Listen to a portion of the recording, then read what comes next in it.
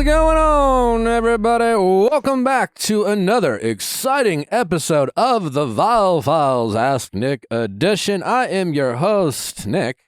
Welcome. Joined by the household, we got Allie, we got Sweet Boy Justin, and we got Leia in the house today. How's everyone doing? Anything interesting, fun, exciting? What is that shirt you're wearing, Leia? Send songs. Like a Spotify Mad Happy. Oh, Mad Happy made that? Yeah, I stole it from my friend. A nice and sweatshirt. I wear it all the time. Is it a play off of the saying, like, send nudes? But, like, send songs? I hope so. It must be, yeah. I like that. See, that's the type of creativity we need with our merch. Send nudes? Yeah. What, Allie? What? I literally sent you multiple designs and like 16 ideas this morning that I haven't heard back from. But yes, let's be more creative. I haven't gotten to it yet, but that's pretty clever, you know? You sent... I mean, listen, I love your work, Allie. This is not the time to critique your work. Allie sent me a list that says blocked 11.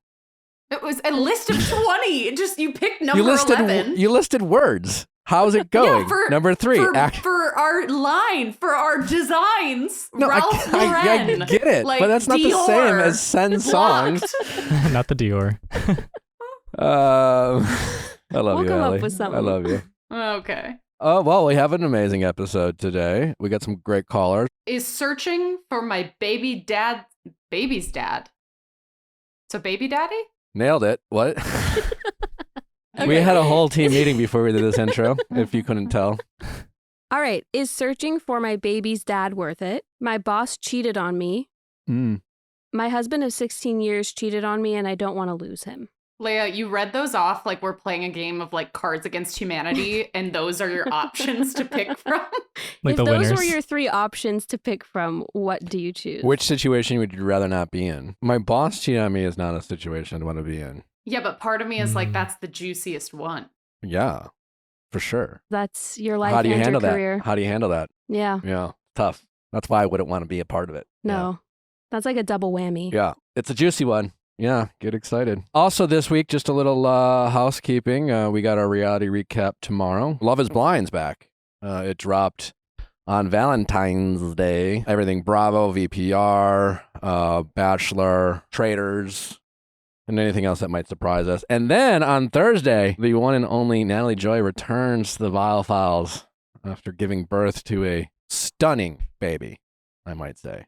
I'm more excited about that episode than I've ever been. And we'll be talking a little bit, I guess, it sounds cheesy, but birth story? I don't know. Like everything, just the whole production of giving birth. I love birth stories. You do? Like, I've been watching them since middle school. I think they're fascinating. What is the most fascinating thing about that? So just so Natalie and I know, like what Justin will be like just the anticipating. recovery process. Like I feel like a lot of people don't shed light onto like what it really is. Yeah. And I feel like it's not just like you give the birth and you're good, you know? For sure. I've learned a lot. That's for sure. Well, and like respect a woman. I don't know. I love mothers, so. The whole delivery process was really something. They don't really, well, you know what? We'll save it. I don't want to take anything away from, this is really Natalie's experience. My experience as well, but everything that I've experienced was through what Natalie experienced. And I don't want to give anything away. Anyways, that's this Thursday. So be sure to check that out. We'll probably cry. So if you feel like tapping into those emotions, join us this Thursday on Going Deeper. Wait, that's a good merch idea. We'll probably cry. That's our new brand name. We can't do blocked. We have to do We'll Probably Cry. I don't know what you mean by brand name. The whole list I sent you. I know you sent me a list of words. All right, well, what's next? Since this is Ask Nick and we talk about love and dating and all those fun things, my 24-year-old brother-in-law the other day told me about a term that I had never heard of, and he made fun of me for not knowing. So I'm curious to know if the household or if people out there listening have ever experienced any of these, or if they know about them, if they're stupid, if they're cool, what we think. The one that he told me about was simping. How did that come up? We were just talking about dating. He actually heard me on the Ask Nick episode where I was talking about my husband, who's his brother. Oh. And he was like, I can't believe that you talked about that on there. Was he mad at you? He was just like, I can't believe you told that story. I was like, the point of me telling that story was to say that I think that people who cheat can redeem themselves. Yeah. It depends on how they act afterwards. I don't think Tom Sandoval did a good job of it. We'll see what happens with Kylie and Avon. But that was my point. Yeah. And so he was making fun of me. He wasn't mad, but yeah, he told me about simping. And he was making fun of me for not knowing what it was. Which is basically, can I guess, like obsessing over someone? It's like one person in the relationship is the one who puts in all the effort and is the simp. Is that intentional, or is that just something that outsiders observe about the relationship, or both? Like, does someone go into a relationship being like, I'm so into being a simp? Is that a thing? I feel like I've heard it more so, maybe not in established relationships, but with a crush or someone new or even a celebrity. Like, I have girlfriends who'll be like, oh, I'm simping so hard, or like, I simp for him so hard. So it's like, it's a personal awareness. Is that a new name for crush, or? But it's more like I would do anything for them, like kissing up to them. To me, it's almost more of a power dynamic than a crush, because I think a crush could go both ways. But if you're simping for someone, it's like, you're kissing What's up to the them. Urban Dictionary of simping? What's the definition? A simp is someone who sucks up, schmoozes, or otherwise fawns over another person, typically a person they're interested in. Okay. I kind of like it. It's short for simpleton, which is like a foolish or stupid person. Never mind. There you go. I hate it. I feel foolish and stupid for them. Ooh. Okay. It wouldn't make sense to say we're simping over Travis and Taylor, right? No. Because we'd have to want, No. you have to actively want to do something for them. Because Right? it's like, I am physically simping. I am a simp. It's different from shipping, which I think is like, that's for someone else. Like, I'm shipping them. Okay. I don't think we'd be simping them. But are we like kissing up? I feel like it's a much more like a singular thing. Can you simp a couple? Can you be Is it a ever simp for a healthy to be couple? a simp? Sometimes it's an aesthetic. Like some people want to be a simp for like their celebrity crush, or sometimes you can be really sad about not like receiving love from someone you have a crush on. Understanding what a simp is, I Yeah. would find it to be a turnoff to have someone simp for me. I'm not. Well, and some people want that. So that's where like Ali said, it's a power dynamic. I feel like it depends on how hard you're simping. I think it could be very powerful for a woman, for example, to show that they're interested in a man and be the one to make the moves. That's not simping though, is it? Like, I feel like simping No. would be like, I would, it would like allowing someone to, our cum kink from last week. You'd be so into this person, you're just like, yeah, come kink me all day, or whatever it was, or allowing someone to throw mud on you because they got off on it or something. Because I think the connotation of it and kind of the fine print of being a simp is it comes down to that power dynamic. Whoever is the simp is potentially like weaker or more submissive. So it's like you're willing to kind of put up with whatever they're able to give you because you're so infatuated with them. Okay. No, interesting. Simping. What else we got? I know last week we talked about beige moms. So this week, let's talk about Beige beige moms. flags. So another viral dating term that people have coined is beige flag. I'm assuming that's somewhere between, why not a yellow flag? I'm assuming that's somewhere between a green and a red flag. Yellow flag would have made more sense. I do see this Do the all beige over moms TikTok. make up beige flags because of their Completely obsession with different. beige? I think everyone's just obsessed with beige Now, these is days. it beige flag? So beige flag would be like a pet peeve or an ick. Not an ick. Why is it not an ick? An ick is more of a turn off, something that you're done. A beige flag is a quirky trait that isn't necessarily good nor bad. Okay. And a red flag is what? A red flag would be something that person does that's But isn't a red? I think a red flag is something that's like a not like a non-negotiable. Oh, that's Yeah. a red flag. I don't know if I can date them because of this behavior. I may come to find that what I thought was a red flag, more of a beige There you go. Yeah. or green. But to me, an ick is an assumption of someone.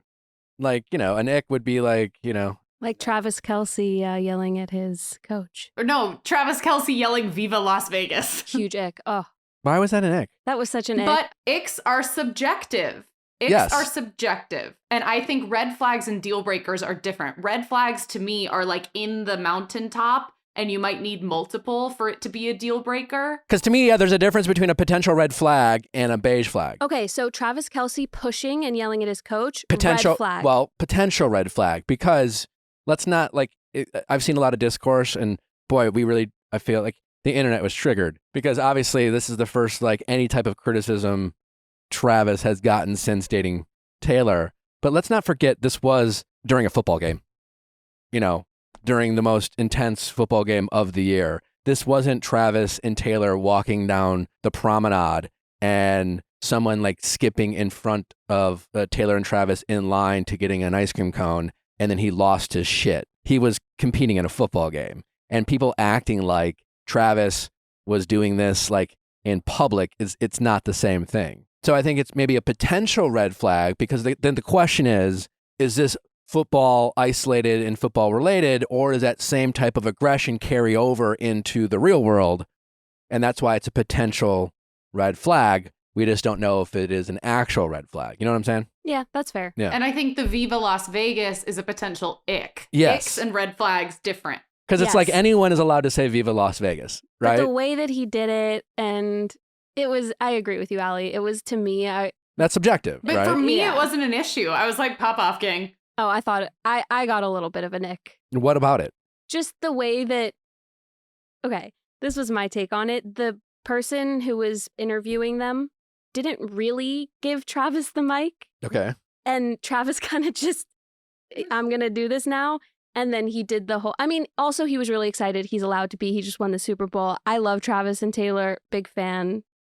I ship them. But I just, the way that he did it, and then yeah. I'm still confused what the difference between a beige flag is and a red flag or an ick. Let's do some examples. Does anybody have any beige flags about themselves or a significant other they want to discuss? Like, all right, I picked my nose. What is that? Red flag. Whoa. No, I'm kidding. Hey, me. That's an ick. I read an article about nose picking and potential links to Alzheimer's. Whoa. Yeah. What? How? Because you're sticking your finger Apparently, up your nose? How like, deep yeah. do you have to go? I don't know. Apparently, you might be like inserting certain types of bacteria that will. Gotta stop picking. Why It was your like nose. maybe pick your linked. nose? You've never Why picked your are you nose? picking your nose? It's just like there. You're not and it's using a tissue? And it's like, oh, well, I mean, if the tissue's not available to me, I guess it depends where you are when you're picking your nose. Are you in the comfort of your bathroom? Are you in your car? Because that's a lot of people choose to pick their nose in their car, and I see it every time. I will see it. I've done it. It's been done. Yeah. I'm not proud of it. Yeah. Like, Mm. this is me being vulnerable. Do you flick it out the window? Yeah. That's gross. Yeah. No, because to me, like an ick is not like a like me, like picking my nose. Like, I don't think that speaks to my character. No. Does a beige flag is that character related or not character related? It's a quirky trait. Yeah. I don't know if picking your nose Is me picking my nose a enough. quirky trait? I'm just quirky. No. Ah. Yeah. It's like, Nick, did you just pick your nose? I'm like, yeah, it's one of my Wow, I'm quirks. confused. It's just something cute about me. Beige flags are supposed to be more unique and like niche. I'll give you an example Yeah. of something that Danny does that I would consider a beige flag. A beige A flag. beige flag. If he opens the fridge to take something out, he'll leave the refrigerator open until he's ready to put that thing back. I've done that. I do that. I would consider that a beige flag because to me, it's like I open 'Cause my he wastes refrigerator, energy? I pick my thing out, I close it, I use my ketchup, and then I open it again and I put the ketchup back. He'll leave the fridge wide open and the freezer, and he'll do his thing. Time goes by, and I'm standing there, and I'm just like, the fridge is still open. That's a beige flag. And why are we just do we as a society just have too much time on our hands? Probably. No, it's just that we were doing just fine before we needed to come up with a term like beige flags because we just had annoying available to us for the longest time. We recoined the term annoying to beige flag. Yeah. That's, you No, know. but I think TikTok has created the ability for like the world to feel a lot smaller. And people are like, oh, wow, like, guess we all had the same childhood, or I guess I'm not that unique, or like, but you're in reverse, you're also finding out that things are not normal and you're doing these things that no one else is doing. So I just think it's become this platform to kind of have these like polarizing takes or just like realizations. But I did have an ex who would, I mean, he was like working crazy hours at a hospital. So I guess he like needed to be refreshed and sleep. But he would make a cup of coffee the night before, bring it upstairs, leave it on his bedside table. So it was just like lukewarm. And then his alarm would go off in the morning and he would lean over, drink the lukewarm coffee, go back to bed.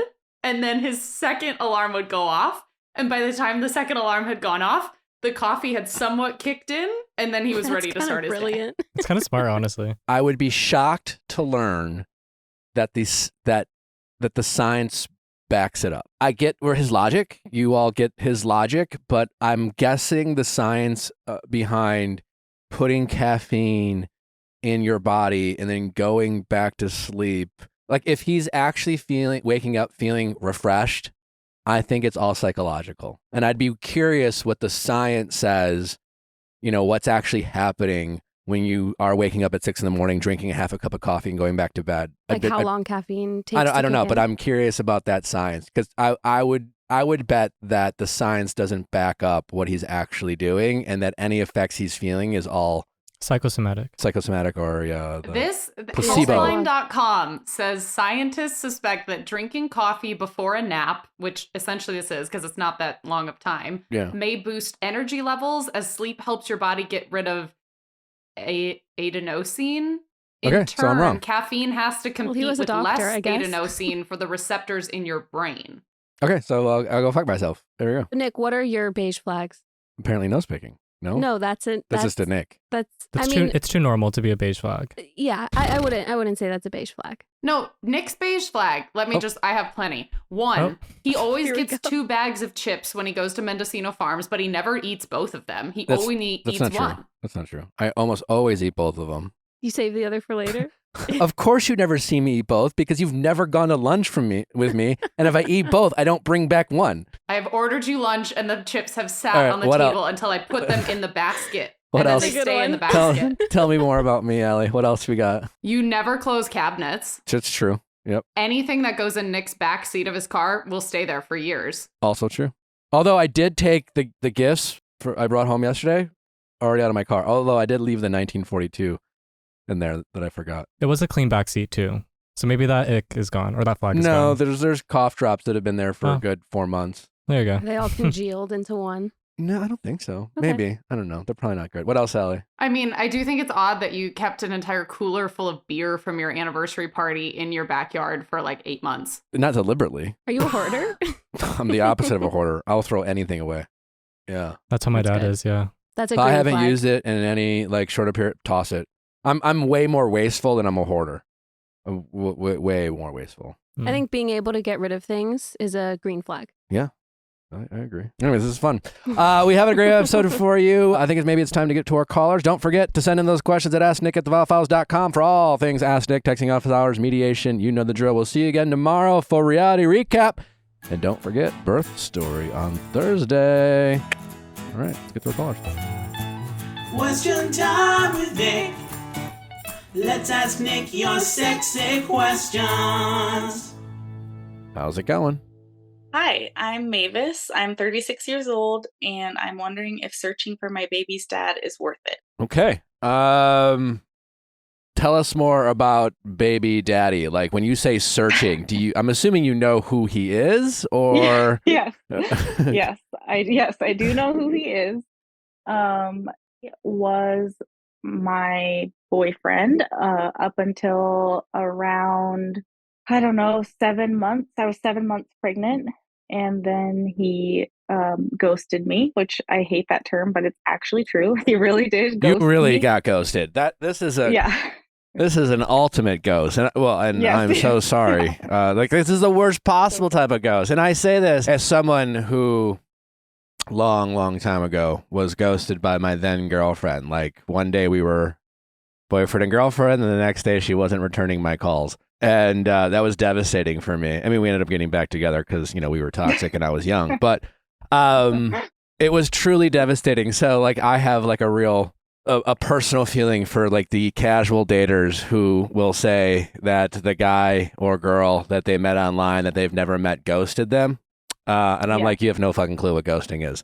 And you might be the truest person in the world who truly knows what it means to be ghosted. So again, so sorry. But anyway, so you're 7 months pregnant, and then one day this motherfucker just leaves? Like, how did this ghosting come to be? How was things leading up to it? Like, what was going on here? Because this seems Okay. nuts. Things were not great. So I'm not going to say like, oh, things were perfect, and then the next day, nothing. That's definitely not the case. Things were rocky, and that is partially because I kept giving him chances. He we had an ultrasound when I was a couple months pregnant, and he like ended up leaving. It was a long distance relationship as well. And he had promised probably a million times that he would move to the city that I live in. And then when we went on vacation, when I was 5 months pregnant, things were completely different. He was completely different.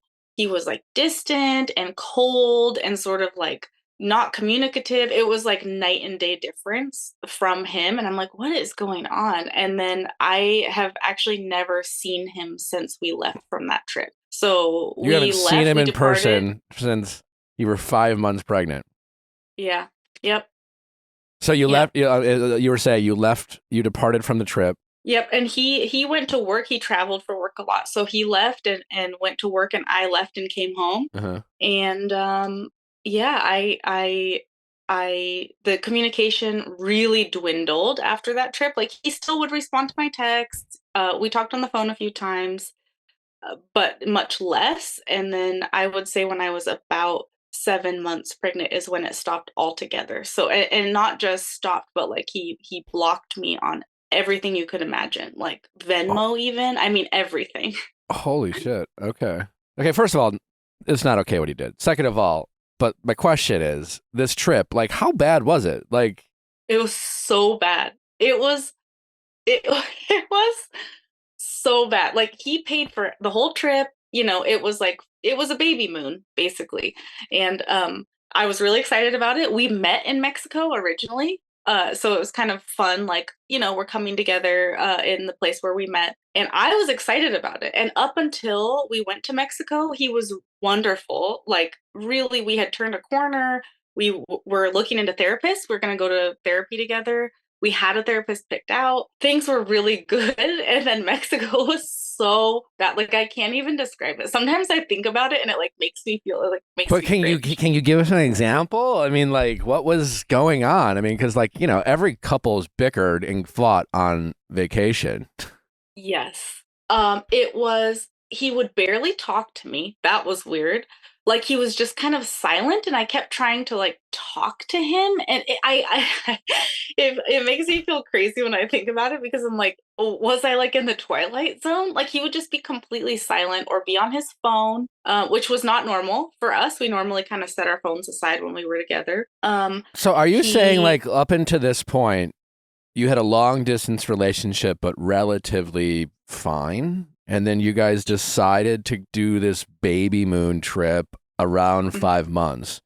You met up in Mexico. Is that accurate? Or you went together? Yes. You met up in Yep. Mexico. You got to Mexico, and he was bizarrely different, distant, Yes. on his phone, disconnected, disinterested, felt like seemed inconvenienced by your presence. And Yes. okay. So that, okay. Yes. And that's, and from your point of view, that's why the trip was horrible. And then I'm assuming throughout this trip, you probably tried to check in and was like, hey, what's going on? He kept being distant. You got more and more mad. Did you ever fight on this trip? We did. I mean, I was emotional, because I was pregnant. Sure. I mean, you're in Mexico with like what feels like a stranger, and you're pregnant. Yeah, you're allowed to cry. Yeah. Yeah. Yeah, and I think I was really hoping it would be like us really connecting, like that's what I pictured, and maybe my expectations were too high. When or was whatever, this, but... by the way? And have you since had your child? Oh yes, she's 6 months. She's 6 months. Okay, so this is almost a year ago. Yeah, which is crazy, but yes, almost a year. Okay. Yeah, so we did fight. I feel like it was more, honestly, it was more like me crying and being like, please tell me what's going on. I was sort of like, I was feeling like desperate feeling. Like, I just kept being like, is there something you need to tell me? Like, is there another woman? Like Yes. you felt truly confused. Yes. Yep. And at one point, this is a whole other little I'll just make it real quick. Side story. He used to smoke. I hate smoking. Cigarettes? I find it disgusting. So he quit while we were together. Okay. And he hadn't smoked in like maybe 4 months or something, since we were dating. And in Mexico, he smoked again.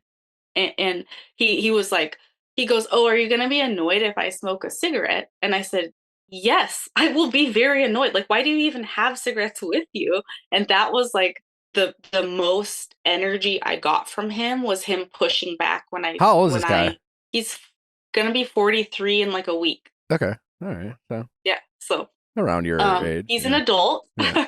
Yeah, I know he's an adult, but like, I he could sneak a cig. It's not the end of the world. Right. Yeah. So that's what he was saying. He's like, well, why can't I just smoke? Like I used to smoke way more. And I'm like, yeah, but why did you bring he knows how much I hate them. And I'm like, why did you even bring them on the trip? And he's been smoking for 20 years or something. So it's not like a casual cigarette for him. I can have a casual cigarette and I'm not a smoker. But if he has one, he'd start smoking again. Okay. And then what do you say to him? I was just like, well, yeah, of course I'm annoyed. And then we kind of had a big fight and he's like, you're overreacting. And then, which maybe I was. Did you overreact or did you just say, I'm annoyed? I don't think I overreacted, but I think he was being sensitive to my pushback. Okay. All right. So yeah, just like little things like that. And then towards the end of the trip, so he had told me he was planning to move here many times, but the official date he said he would move at the end of April, obviously. You guys getting pregnant, was it a surprise, I'm assuming? Yes. Okay. Yes. How long were you dating beforehand? 6 months. Okay. Yeah. But you were boyfriend and girlfriend when you got pregnant? Okay. Yes. All right. And I mean, I don't know if it's like our age or just who we are as people. It did move, I think, very quickly. Like to me, it was a very serious relationship at 6 months. Yeah. And was it both your firsts? No, first kid? Yeah. No, he has an 8-year-old daughter and I have a 9-year-old son. And we were both married before, so they're from previous marriages. And is he an active father with his other child? So this is the crazy part. He was. They had 50-50 custody when they separated. I met his daughter many times. I met his ex-wife many times. He was very involved. Everyone said he was a wonderful father. I saw them together. He was a very involved, loving father.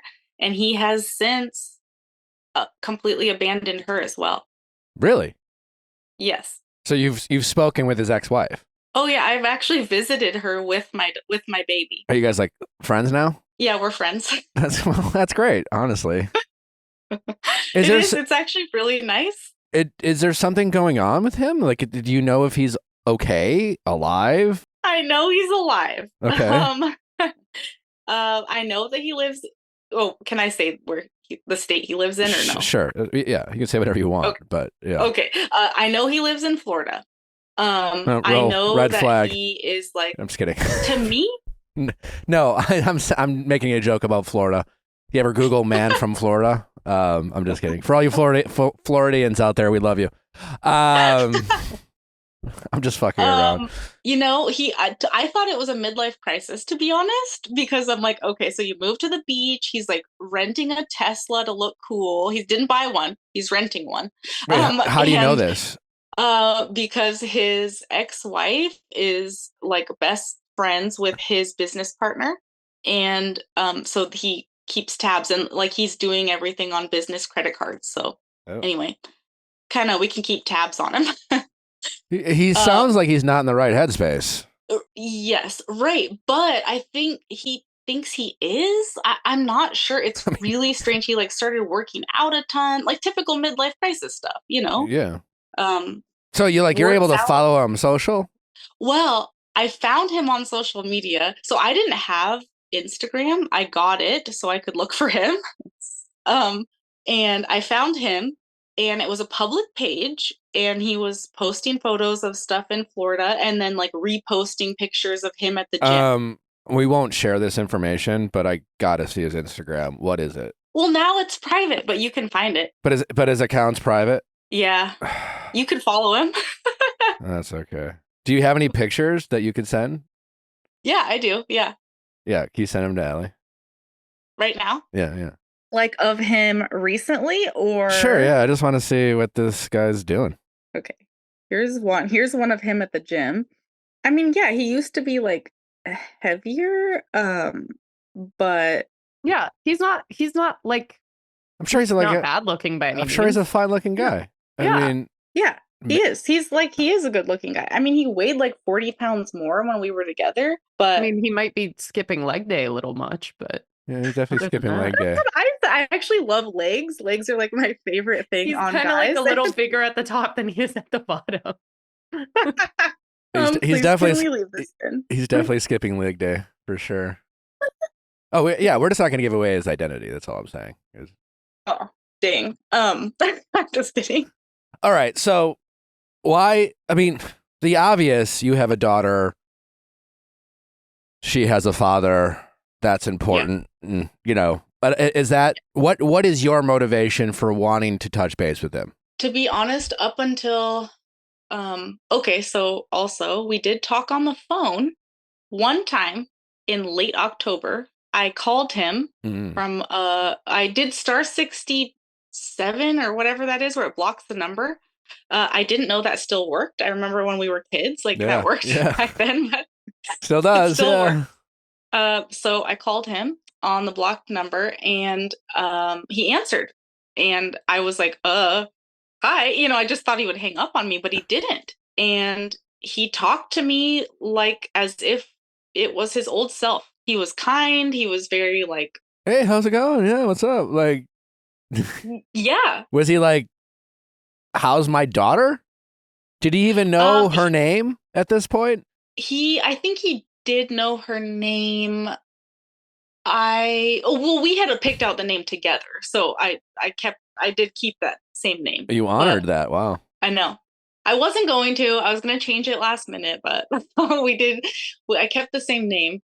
He kind of inquired about how she was doing, but wasn't overly curious. And I had been sending him emails because, you know, I'm blocked on everything. And I just thought, well, maybe he will get email. So I had sent him information about her and like a photo, and he never responded. But he told me on the phone call that he reads every email I sent. So did you ask any questions or like how long was this conversation? What did you talk about? It was almost 30 minutes. Wow. And I mean, I did ask him if he was okay. I mean, that was one thing I asked him, like, and I asked him multiple times. I was like, are you sure you're okay? Like, this is just not like you. I don't understand what's happening. And he never really answered. I asked him if he was on drugs because I just am not sure. Yeah, his behavior is so bizarre. Yeah. Yeah. And what did he say? I said, I asked him, I did ask him about his other daughter because his 8-year-old daughter, her and I are close and I care about her very much. And to be honest, it's as upsetting, if not more upsetting, what he's doing to her because she's 8. Yeah. You know, she knows what's happening. Yeah. Yeah. He told me like it's just temporary that he's not seeing her. And he needed to, what did he say? He's been living for other people for so long. He needed to do something for himself, which is why he moved to Florida. Okay. Well, he's clearly having some sort of midlife crisis. Right. Yeah. Right. I mean, he has since I found out claimed that our daughter is not his now, and that he told me he wanted me to get an abortion, which is absolutely not true. Absolutely not true. It was the exact opposite, actually. Well, but first of that's all, what he's been. Even if it was true, that's your choice. Sure. You know, Right. like, and he's still responsible. Yes. It's really hurtful for him to say, but I know. that's just him I being know. gaslighty and a prick. Yeah, exactly. I think he's trying, honestly, it's like he's trying to hurt my feelings. And I'm like, I don't care about you. I don't care about. Yeah. Where are you with him? Like, where are your emotions with him? I actually feel okay. I really do. I feel thankful, oddly enough, that this happened while I was still pregnant because it did give me a little bit of time. I'm going to therapy. I was going to therapy back then as well, and just sort of work through the grief of the relationship. So Yeah. I feel like I'm done grieving the relationship. Okay. How's your support system? Like, what is it right now? It is good. It's really good. I don't have family. I mean, I do have parents, but we're not really super close, and they live in a different state. But Like, I who do was have a with lot you of when you friends delivered? here as a support system. Who was with you when you went into labor? Well, no one. But I work actually at the hospital that I gave birth at, so I feel really comfortable in hospitals. Okay. And my friend luckily was with me when I was at the hospital in labor, and it was the middle of the night, and I was like, you know what, go home. Like, I think I have a while, maybe come back in the morning, go get a little sleep. And she was about to leave, and then the doctors came in, and I had to have an emergency C-section. Oh. So it's good timing. So she stayed with me for that, which was great. Well, that's good. Yeah. And my friends, a lot of them are moms as well. Some of them single moms also. And I feel like they really stepped up. It was super hard with the C-section because my house has a ton of stairs.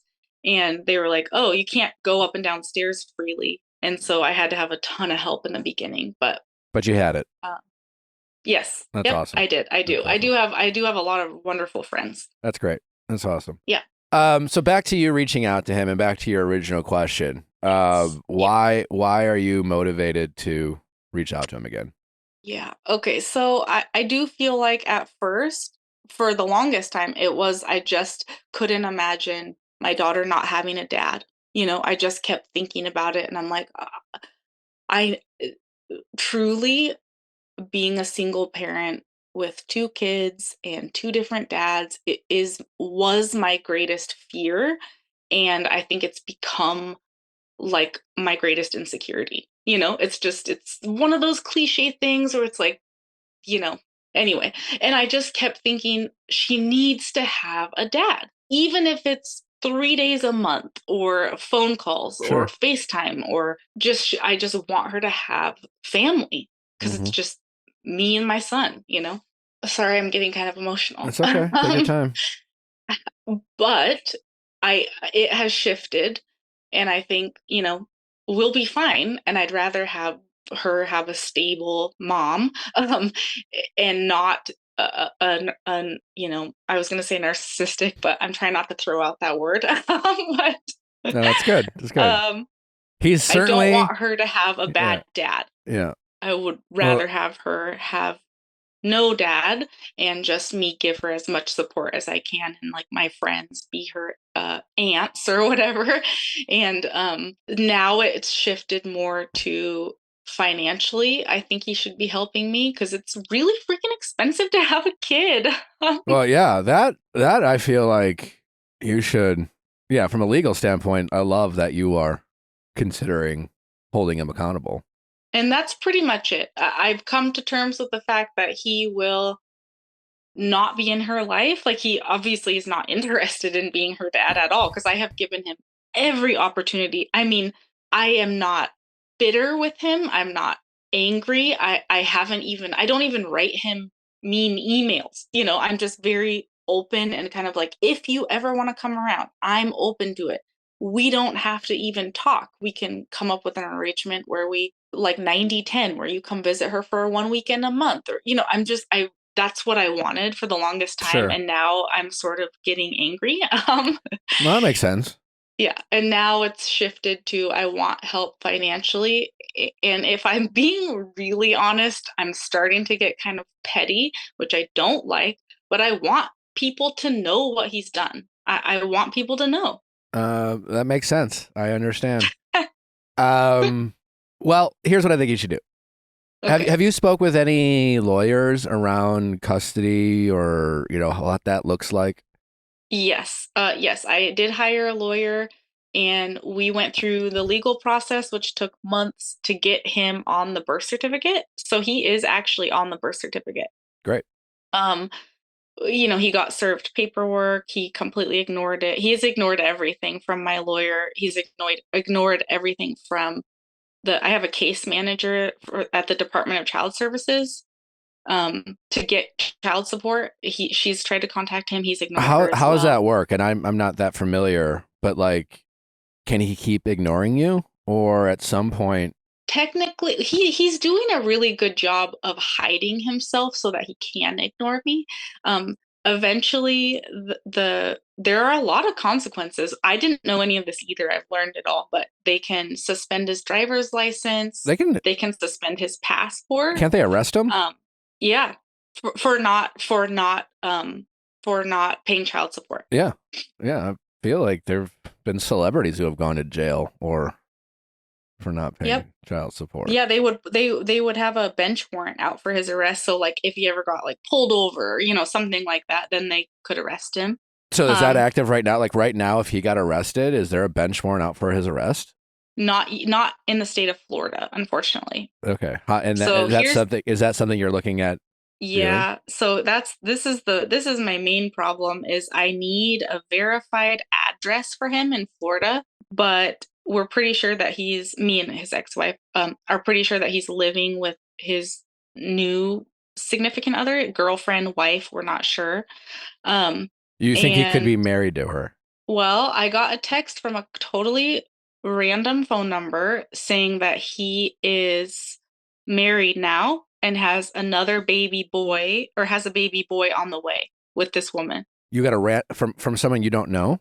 Yeah, completely. It was a Florida phone number, and I tried to look it up like in white pages, and then had a PI look it up in their database. This guy ever heard of a condom? Registered to like an old man that's like 102. So I think that it's like one of those apps, where you can like get a random number. Sure. So I don't know who it was. The person didn't identify themselves, man, but the woman, person did say, leave him alone. He's married now. He has a baby boy on the way. And like no one cares about your baby. Your baby should have been an abortion. Just crazy Holy stuff. shit. And we can assume that if it is true, it's his now wife. Yes. Although my case manager said I could look it up in like, because it's public record. Yeah, that'd be a marriage license, right? Yeah. Yeah. And I couldn't find one, but he could have gotten married in a different state or a different country. Who knows? Or, you met in Mexico. He can get married in Mexico and have it not be legal. And that could be his clever way of appeasing his next girlfriend. Clearly this guy, but seriously, like he has a track record of destruction and being self-centered. I don't know. Fuck, maybe he's a narcissist. I don't know. He's clearly pulling out things that aren't great. His behavior is drastic in nature. So listen, back to like what it sounds like you're already doing the things that I would recommend you doing. So, and I guess back to the original question, when you say I'm debating whether I should reach out to her, find my baby daddy, you kind of already are from a legal standpoint. So is your question more on a personal standpoint? You're considering reaching out and trying to like mend fences? Like what exactly are you considering? What's on the table for you and why? So this is the thing that I wanted advice on, because honestly, I do get mixed reviews from my friends of like, should I be using my headspace to think about this kind of stuff? But what I have done to a couple people is reach out to them personally. So like on social media, I reached out to his old boss who I've met, and his boss's wife who I've also met, and just kind of briefly explained the situation and said like, do you have any information if you happen to have his current address, or like more specifically where he's living? I don't need to know it. So I told them this. I said, you don't need to respond to me, but if you could please contact my case manager. Yeah. She needs his address because to move forward with the legal process, I have to have his address. And I don't know how to find it. And so I'm like, I wouldn't say it consumes me, but it's like constantly sort of in the back of my mind. And I could keep reaching out to everyone always, forever, because I asked my lawyer, it is legal for me to reach out to people like friends, coworkers, and just be like, hey, do you have any information? And maybe somebody would respond to me. And also it's partially because I want to ruin his reputation. Honestly, if I'm being completely honest, that's part of what this is. And some of my friends are like, yeah, get him, like he deserves it. And then some of them are like, no, you should just chill out and let the legal system figure it out. Yeah. Listen, I empathize with you. I really do, and understand all your feelings. I hope that goes without saying. But yeah, like, listen, like, I understand the desire to want to ruin his reputation and then some. I can imagine. But yeah, like, what I'm going to say, like, it is going to take it is your energy and time. So I think from a legal standpoint, do what you have to do. I think from a legal standpoint, follow your case manager / lawyer's advice on whatever you need to do to hold them accountable. I fully support that. You know, on the personal side of things, I think you are entitled to feel however you want to feel. And I think you are entitled, quite honestly, to act however you want to act within the laws of our society, and don't do anything that would put you and your children at risk. But short of that, you know, you're going to get no judgment from me in terms of, you know, yeah, I totally get your frustration. That being said, you know, you just have to ask yourself, is it really worth it? Like, this guy clearly seems like not only a prick, but honestly not the type of person you want around you and your daughter. You know, he truly doesn't seem, if these rumors are true that he's already in another relationship with another woman and she's potentially pregnant, which honestly sounds totally believable given his past. Yeah, me too. I believe it as well. Then, like, this guy is just an absolute mess. And midlife crisis, I don't know, maybe, you know, is it a midlife crisis? It could be a midlife crisis that never ends, you know? We say midlife crisis as if he's going to have like a weird 6 months and then come back and be like, whoa, I don't know what the fuck I was doing. But clearly this guy is a total, like, I don't know. He's going through something that if I were you, I wouldn't feel safe or comfortable allowing him in my space. I would feel kind of uncomfortable and unsafe to allow him to have access to your daughter and quite frankly, your son. And what's going on with his other daughter, yes, it is heartbreaking. But again, I think I can't help but wonder if everyone's just better off not having him around. Yeah. Just given his decision making, which is truly, you know, sad and tragic. But as sad as that is, I always like to look at the positives in these moments, right? Like your support system, having friends and they're around you. I think you're absolutely right. Like, this would have been so much more difficult and harder had he done this 2 or 3 years from now. You know, it's always, as hard as it is to find out who someone really is, it is always better to find out sooner than later. Always. Yes. I mean, I'm pretty sure. I mean, I don't know. Someone might want to make an argument against that, but like, you know, it's just, you're better off. And like, listen, you can't predict the future. Yeah. And when the reason I'm saying that is you have no idea what's going to happen a year or 2, 3, 4, 5, 6, 7, 10, 20 years from now. And I say that because, like, you know, you have your daughter and your son, and right now your daughter being your focus, give her all the love she needs. And yes, you can build a family for her that's maybe untraditional, and you're still young. You got your looks. You look great. You know, you're going to date other people. You know, let's work on our pickers, you know, a little bit.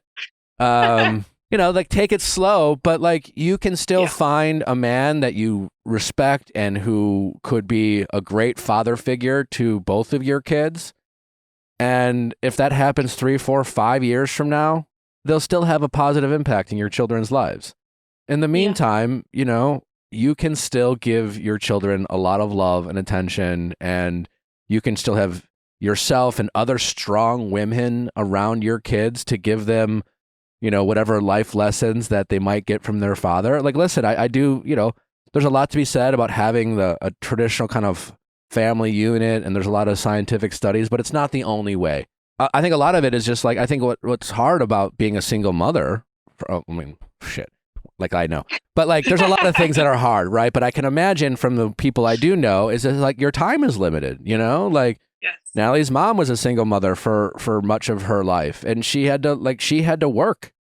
And so, you know, the kids had to not be there. And, you know, like, sometimes it's just because of necessity, mom has to work, kids have to almost kind of raise themselves. And it would be nice to have a father figure around teaching them life lessons. And that sucks. But if you have your community of friends and other single moms that maybe you guys could help each other out, you know, that's a blessing, hopefully, you know. And again, I think your energy and time when it comes to men in your life is far better served focusing on what else is out there rather than going back and dealing with these guys. And again, other than from a legal standpoint of making sure he's held accountable and paying for what he has to pay for, and unfortunately going down that path to, like, you know, hold him accountable, I fully support, because I don't think, you know, right now he's just hoping you give up. You know, he's Yes. trying to wear you down.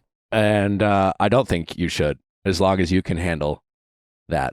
I can assure you, and if I hope this makes you feel better, this guy's doing a hell of a job on his own, ruining his own life.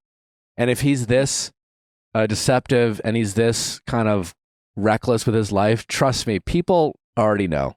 You know what I'm saying? He's not convincing anyone. This is why he's probably the type of person who has a track record of moving a lot and short-term relationships, because people figure out who he is rather quickly and he just pivots. You know, he just meets new people and manipulates other people. And so, like, you're trying to ruin a reputation, quite frankly, that doesn't really even exist. Yeah. You know, so No, find solace in that, you know, that like you're kind of trying to, you know, this is not like, I would have said Will Smith before Will Smith kind of like ruined his reputation with the slap. But prior to that, like Will Smith was like, everyone loves Will Smith. You know what I'm saying? Like, so pick another person that's like unanimously loved. This is not your ex. You know what I'm saying? He is not seen as like this great guy, you know, by everyone who's known him. And you're out there being like, how do you not see it? I think people see it. You know what I'm saying? So like, don't waste a lot of your energy trying to ruin what people, I'm guessing, already know. Well, that's what I would think. Maybe you're probably right, though, that it's short-term, like friendships, short-term people that he. Yeah, I'm sure he has a lot of friends, and I'm sure he's good at meeting people very quickly. I'm sure he's very charming. Yeah, but he is not fooling anyone over time. And again, he might fool some dum-dums for a while, you know, naive people who might be like benefiting from him being in his orbit, you know, because they're using him as much as he's using them. That's possible. Yes. But I'm saying long term, you know, we're talking, because you're talking about strong, healthy, potentially long-term relationships. Whether it's your friends, whether it's your children, future men, that you're a 36-year-old single mom, like what you care about is stability and healthy relationships. And so anyone else who can't give you that, fuck them. You know what I'm saying? Like, and that includes him. So, you know, and so like you know, looking at his life and the type of relationships he is able to cultivate and grow and sustain, those aren't the type of relationships you're looking for. So that's my point, is like to sabotage him, you're sabotaging someone who's really great at self-sabotage. So let him just, you know, do it himself. Shep from Selling Southern Charm had a great quote that I thought I laughed. And he said something, it was like in the finale, he quoted Napoleon Bonaparte. And it was like, when your opponent is, you know, making a mistake, don't get in their way. It's rude. You know, type of thing. So, you know, kind of let him bury his own grave. The guy has another woman pregnant. I know. And what do you think he's going to do when, like, with her? You know?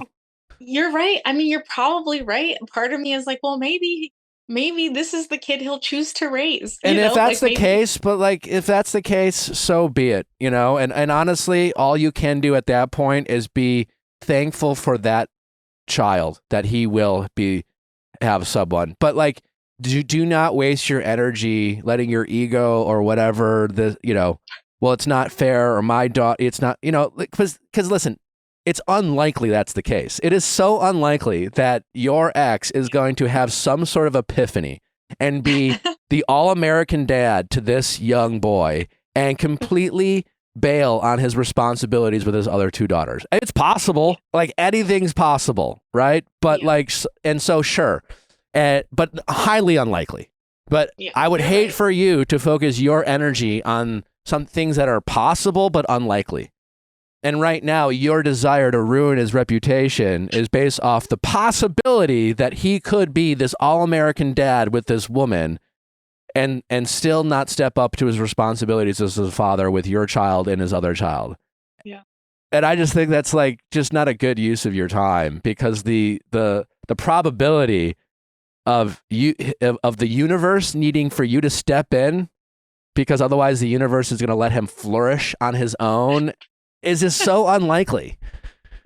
You know, that it's just not worth your time. But you just, when I say unlikely, I mean long term. You know, you Yeah. you can't look him up on social media in a snapshot of one day and see him at Disney World having a good time with whoever the fuck, and maybe including this kid, and paint a picture in your head of what his life is like.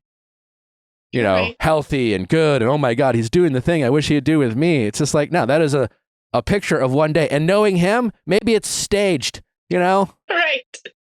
So, like, you know what I'm saying? Like, social media ain't real, as we know. And, you know, with people like him, it's even extra full of shit.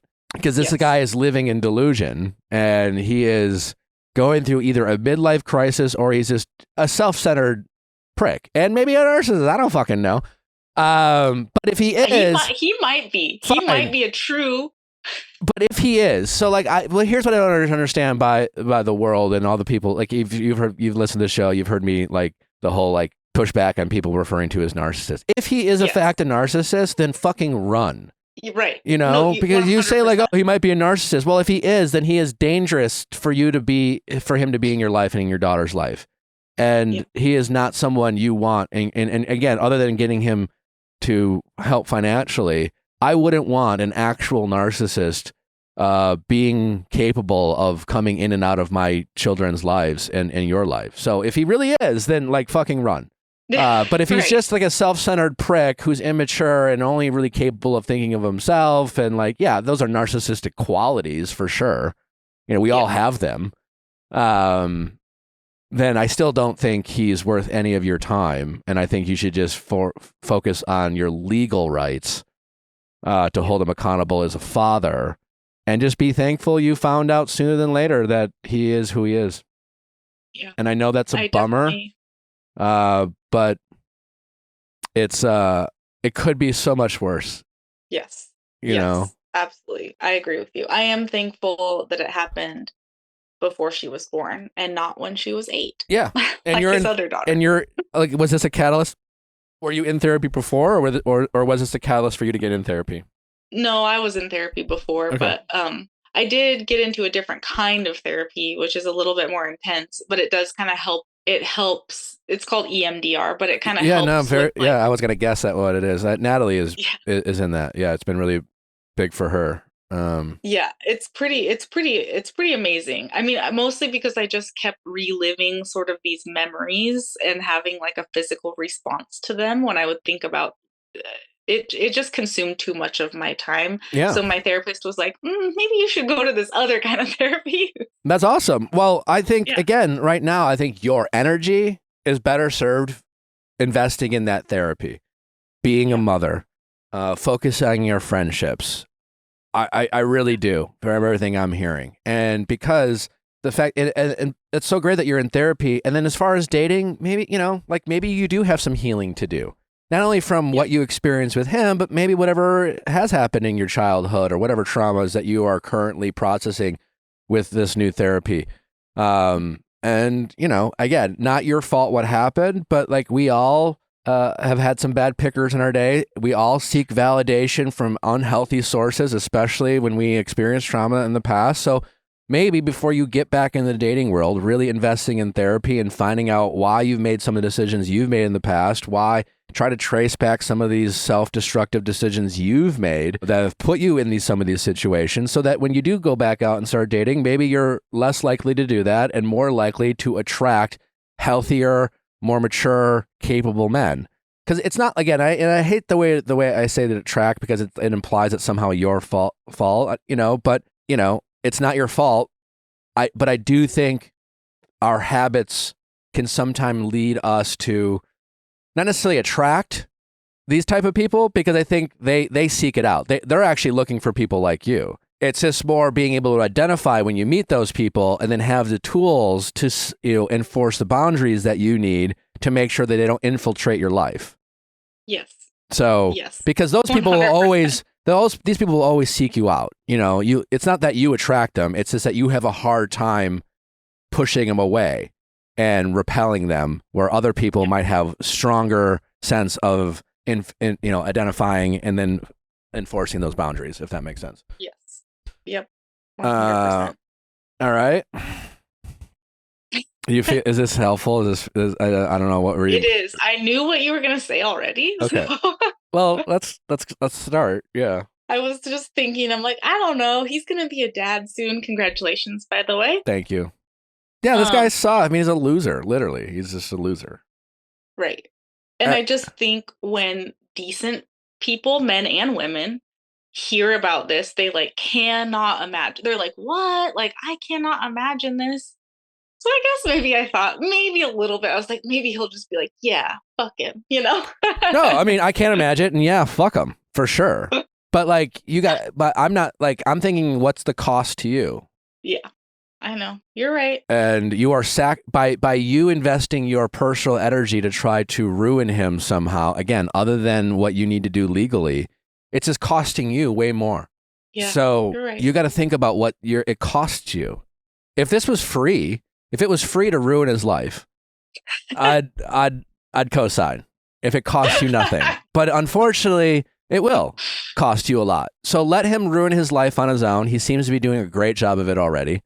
Unfortunately, yes, it also is costing other people, but that's not your responsibility to protect people he might meet in the future. You know, everyone has to do their own work. You're doing yours, so good for you for doing that. But it is, don't use those quote unquote other people as an excuse to stay emotionally invested in this guy. Okay, fine. Or do it. You know, right. It's up to you. But like, just know what it's costing you is what all I'm saying. I know. You're right. You're right.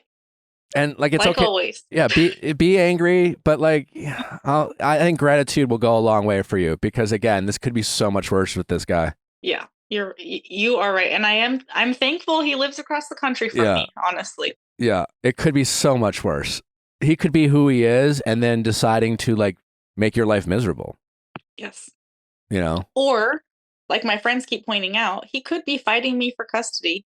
Yeah. And be this awful person, but he's not. So something to consider, you know? Yeah. What I want to say is like, I'm sorry you're going through this, but I truly believe that the more you focus on making healthy decisions for yourself and for your kids, it will bring healthy situations into your life.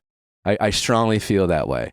And so, yeah, I understand the human instinct to be petty and to be toxic sometimes, but those choices are going to bring other petty and toxic things into your orbit. I strongly feel that way. So if your focus is on raising and creating an environment that's healthy and consistent and full of love and stability, then focus on making those types of choices because it will attract those type of people into your lives, whether it's friends, colleagues, and future lovers. I really think that to be true. Yeah. And let that be your motivation. Because that's you truly winning. You are right.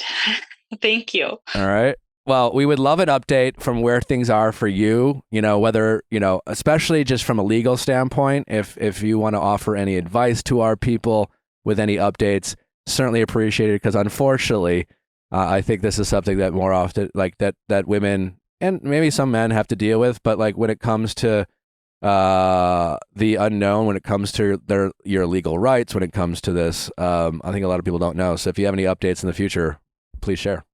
I will let everyone know. It's a tough system to navigate. So I do think people need a lot of help navigating it. For sure. Well, I'm sorry you're going through it. It sucks, but I really think for the best. Thanks. All right. Thank you very much. And also, I love your book, and I've made all my friends read it. I really appreciate it. Well, read it again when you get back out there. It's always there's some good reminders in there. I page through it from time to time. I'm like, yeah, it's good. Yeah, I should implement that back into my life. All right. Funny. Well, thank you so much. Take care. All right. Bye-bye. Thanks. Bye. This episode is brought to you by BetterHelp Therapy. It's important. I don't know if you knew that, but that's how we feel here at the Viall Files household. There is no easier way to get into therapy than with BetterHelp. That's what they're all about. They're making it easier than ever before to take that therapy plunge and take care and prioritize your mental health. So many of us are just kicking the can, so to speak, when it comes to prioritizing our mental health. And we get why, because it can be expensive, it can be inconvenient, it can be stressful, it can be hard to find the right therapist, and that's what BetterHelp is doing like never before. They are working with so many new therapists every day to help ensure that you can find a therapist that you connect with, that you feel comfortable with. BetterHelp is all about convenience and just helping you get over any of those hurdles that are stopping you from prioritizing your mental health. A perfect example is our member of the household, Allie. She talked about when she started working with me, getting into therapy for the longest time, but thanks to BetterHelp, she finally got into it, and it sounds like you've been really enjoying it. Yes, I have. I was literally just thinking I need to book a session probably for the end of this week because it's been a while, and I just went online and my therapist has messaged me saying, just checking in on you. Ooh, so she knows that. It too. We love hearing that. And again, BetterHelp is there to help you break that hurdle to get into therapy. We understand all the stigmas around therapy, but listen, once you start, it's like many other big decisions in our life. It feels bigger than it actually is. You'll be glad you did. You'll be surprised that it was as convenient and as easy as it was, and you'll honestly only be frustrated that it took you this long to sign up. So let BetterHelp be the vehicle that helps you prioritize your mental health like never before. Become your own soulmate, whether you are looking for the one or not. Visit BetterHelp.com/VIALL today to get 10% off your first month. That's BetterHelp, HELP.com/VIALL. BetterHelp.com/VIALL for 10% off your first month. Again, BetterHelp.com/VIALL. Make sure you got healthy, shiny, beautiful hair, and do that with our friends at Way. One of my new favorite products of all time is the Way's hair gloss. It's one of their new products. Natalie put me onto it because she's obsessed with it. And not only does it give you immediate shine straight out of the shower, it also helps treat damage and enhances color vibrancy. And it gets your hair looking and feeling healthier. And honestly, I just feel like I look like a Barbie doll straight out of the shower. Get on your way, pun intended, to good hair days in just 5 minutes with Way's new hair gloss. Not only does hair gloss give you immediate shine straight from the shower, it also helps treat damage and enhance color vibrancy to get your hair looking and feeling better. The multitasking leave-in conditioner detangles, hydrates, and fights frizz for every hair type on your list. Detox shampoo cleanses product buildup, hard water deposits, dirt, oil, and other impurities. Safe for all hair types, including keratin-treated hair and Brazilian blowouts. Way fragrances, scents inspired by the world's most fashionable cities, from Sydney's iconic Bondi Beach to the vibrant streets of Paris. And hair oil, if your fast fix for healthy hair, it's nutrients-packed, absorbs quickly, keeps color from fading, and protects from heat damage. Give your hair a glow up with Way. Go to theway.com, that's THEOUAI.com, and use promo code VIALL for 15% off any product. That's theway.com, promo code VIALL. Again, that's THEOUAI.com, promo code VIALL. How's it going? Hi, I'm Emmy. I am 25 years old and my boss cheated on me. Okay, what do you mean your boss cheated on you? So you were also dating your boss? Yes. So I guess to clarify, he's not like a 50-year-old CEO. He is 29 years old and a lead on one of my teams. So essentially is a boss of me in that project. And yeah, we had started dating in June. Okay. And he was single? It wasn't like he was also... Yes. Okay. All right. No, he came after me. Okay. So he pursued you, you started dating, and you just didn't disclose it to HR or something because... So at our company, it's super normal to date. So honestly, it wouldn't have been like a problem, I don't think. It was more of a, honestly, on my end, because of what I'm going to share, I felt really unsure of how long the relationship would last. And so I was kind of playing that game at first of, why disclose something if I might just be a kind of a situationship. And then it turned into him kind of saying he was going to get a new job soon and things like that. So it just never unfolded, but it wasn't really like we were trying to be secretive in that way, but we never. It was just more like, yeah, you were trying to figure out, do we really need to tell him because other things were in motion, and then it just never happened. Sounds like. Pretty much. Then it kind of went on to be like, it doesn't really matter, kind of like this life this way anyway. It's fine. Okay. So when did he start cheating on you? And how did you find out? And also, I guess my question is, like, what are you trying to figure out? Honestly, I kind of think that I'm just in a state of shock that he did this to me because he basically cheated on me for the whole relationship.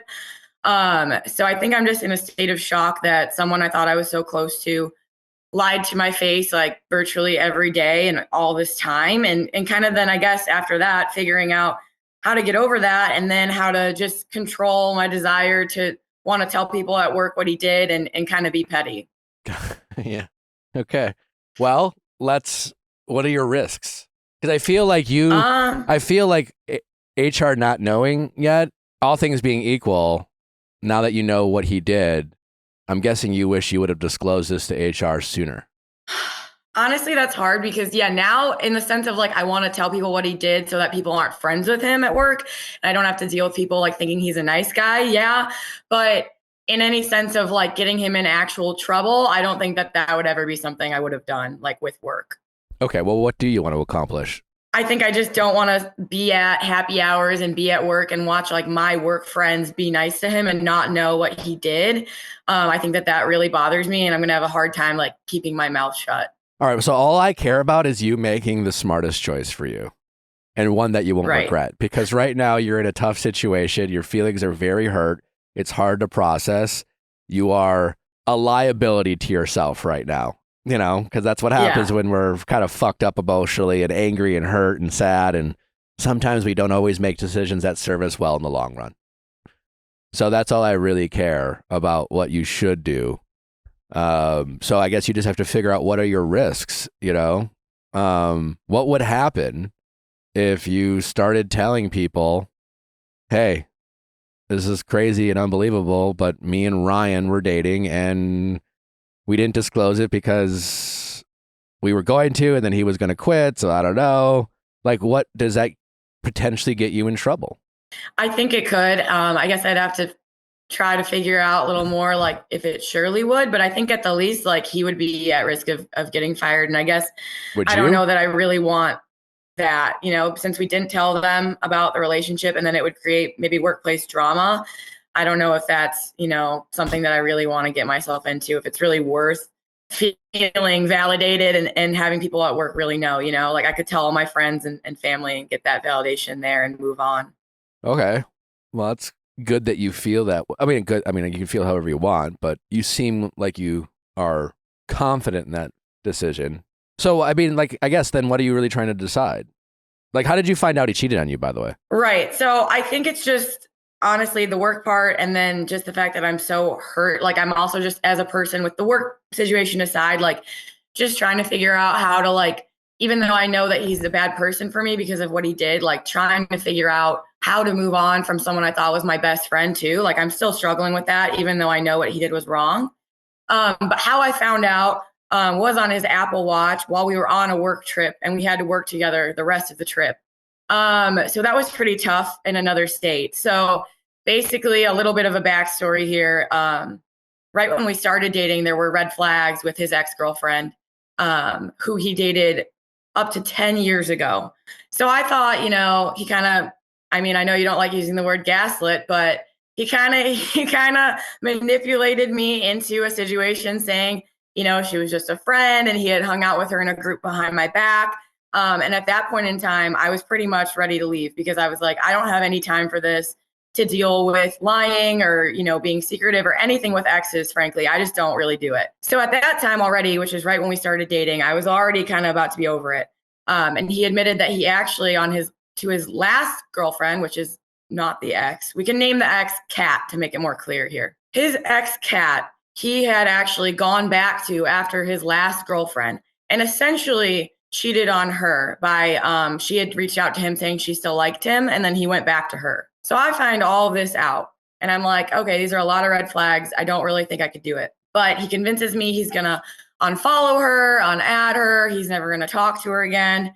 And I did everything I could to try and make sure that was the truth. So and you I found with out, caution. You found this out while you were starting to date him, that he was making these types of decisions. Okay. Yeah. Yep, exactly.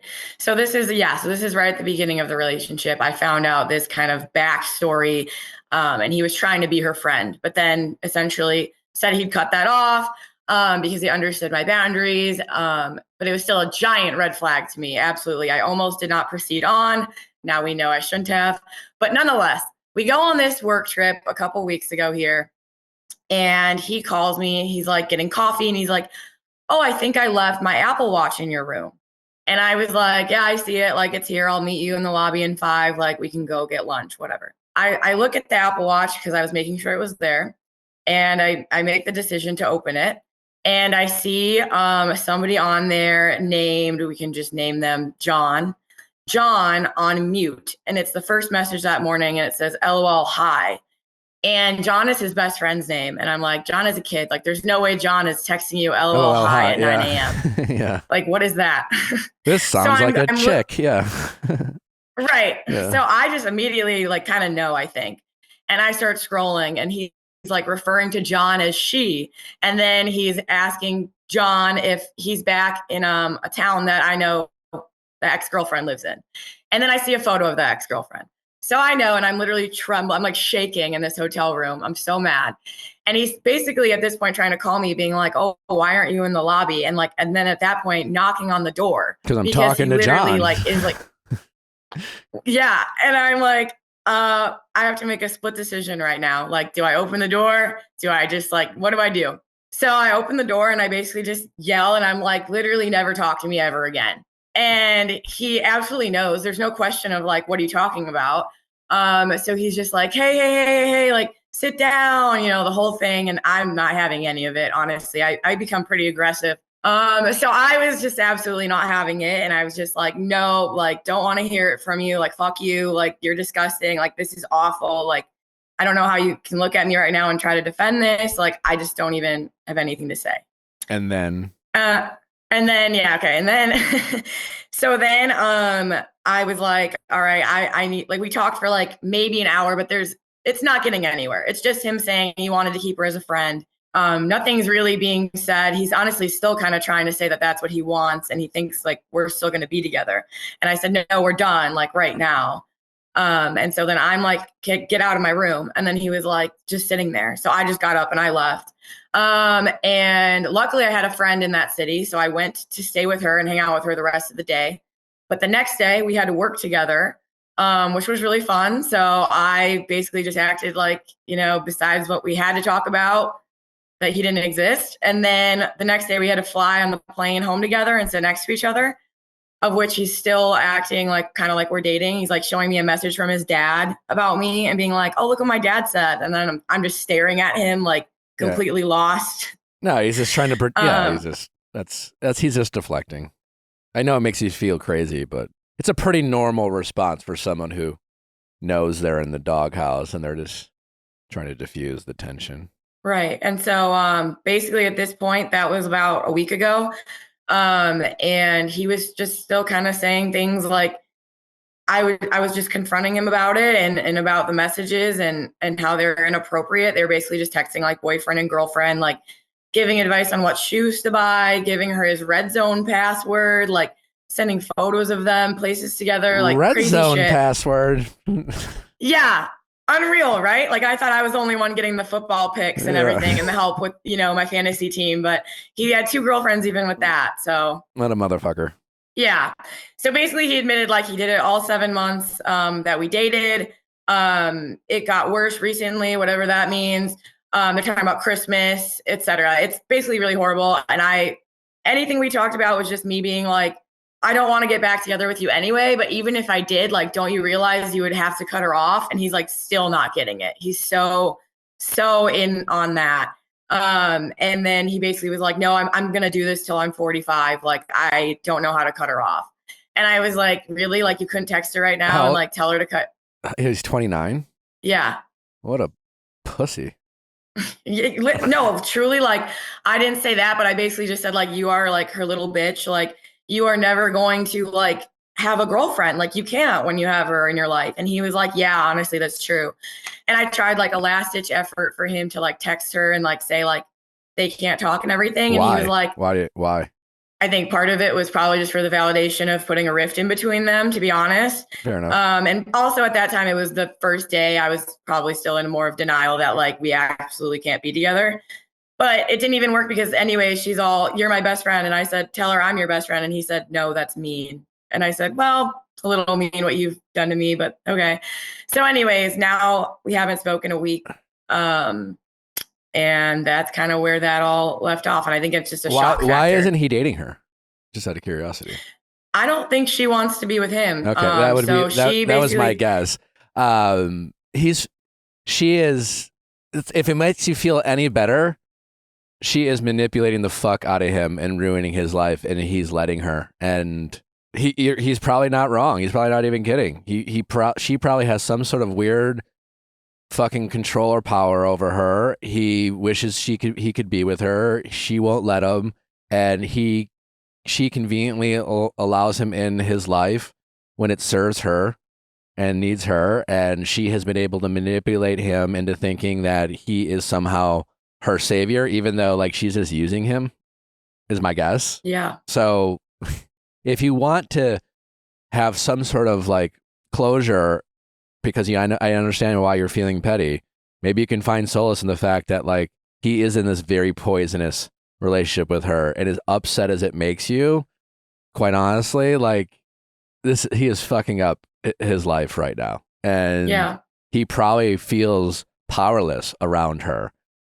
And if you can wrap your brain around that and allow him to do that, you don't need to really do anything else, because this guy is wasting all his energy on this person who really doesn't respect him, doesn't want to be with him, and he is trying to find other relationships with other women who are available because he hasn't dealt with his shit. I don't know what attachment style he has or whatever, or trauma he experienced as a kid, or what he's not dealing with, but clearly he is under her spell. Like, it's weird because, and I'm not trying to make him sound sympathetic. I just want you to realize that you really don't need to do anything to get your revenge, to fully understand where the position he's in, you know, because in a weird fucked up way, him pursuing you is like a cry for help in a way. It's like an honest attempt for him to try to move on from this girl, but he just fucking can't. He's addicted. And I don't know why or what's going on. And I certainly know what it's like to have been addicted to my first love. You know, we broke up on and off for 8 years or whatever. And it wasn't, you know, that wasn't entirely her fault. I played a role in that too, but like, you know, maybe different situations. But all I'm saying is I know what it's like to kind of just not be able to get over someone and then have a power over you. And his life won't get fixed until he's able to break free from her. And you know what? I wish it could have been you, blah, blah, blah. Your ego certainly wishes it could have been you. But like, honestly, this guy has a long way to go before he's in a position to actually be safe for anyone else to fall in love with, because he's got all this other shit going on. And I think he is going to experience a lot more frustration and disappointment in his life as long as she is in his life. And that's what I'm saying is you don't need to do anything to make his life miserable or difficult. He seems to be doing just enough. Yeah. No, thank you for all that. Cause I do absolutely agree. It's almost like the emotional part of me hasn't caught up to the logical part of me. Yeah. And I feel like I totally agree with everything like that. And I know we can't be together too. And I think he is literally under a spell, as you said. So all true things. It's just still tough when you get betrayed, but I totally get that. I think you just need to see him as a very small, helpless little boy. That's what you need to picture in your head, because that's kind of who he is, you know? Absolutely. I mean, do you have any like good tips for, I know you said like you've been cheated on, like just for going forward in life, like trying to still put my best foot forward at the beginning of a relationship and not letting this cloud, you know, my head too much when I start to doubt? Well, take some time. This just happened like a week ago. So, you know, give yourself some grace, take some time. It's going to be harder because that you work with him. You're going to be reminded of what he did to you every time you see him. So in the short run, that makes it harder. Depending how you approach your thought process and your ability to control your thoughts and emotions, you working with him could be, in the long run, a good thing. It could help you get over him faster, but that's entirely up to you. That is going to come down to your ability to control your thoughts and enforce your boundaries. It is going to come down to your ability to not go down mental rabbit holes of obsessing over what happened, trying to figure out, you know, that question we all ask ourselves in breakups is why, you know? If you find yourself doing the why did he do this? Why did this happen to me? And you're trying to understand him, then you are risking being very emotionally committed and invested into him, even though you're not with him. But if you can, you know, control those thoughts when you find yourself asking yourself why, tell yourself to lock it up, accept who he is, accept what he did, have pity for him, and almost practice empathy for him. You don't have to like him, but you can feel sorry for him. Like, you can feel sorry for a guy that even though he hurt you and even though you're fucked up right now and hurt, that like you have a better understanding of where you're at emotionally and who you are as a person, and you're not under someone's spell. And yeah, he hurt you, but you are able to see him for who he is, and he's not able to see her for who she is. And you can have empathy for him and realize that you can get the ick from him. You can, and if the more you see him for who he is, the more you will be turned off by who he is. And you look at him and you see him as this little boy who doesn't have the guts to stand up for someone who doesn't respect him and is just using him. And he can't see that. Like, gross. And you see it that way, that'll help you get over him much faster, just even by seeing him every day. But that really is going to come down to your ability to police your thoughts and control your thoughts, and go from there. How much do you love your job?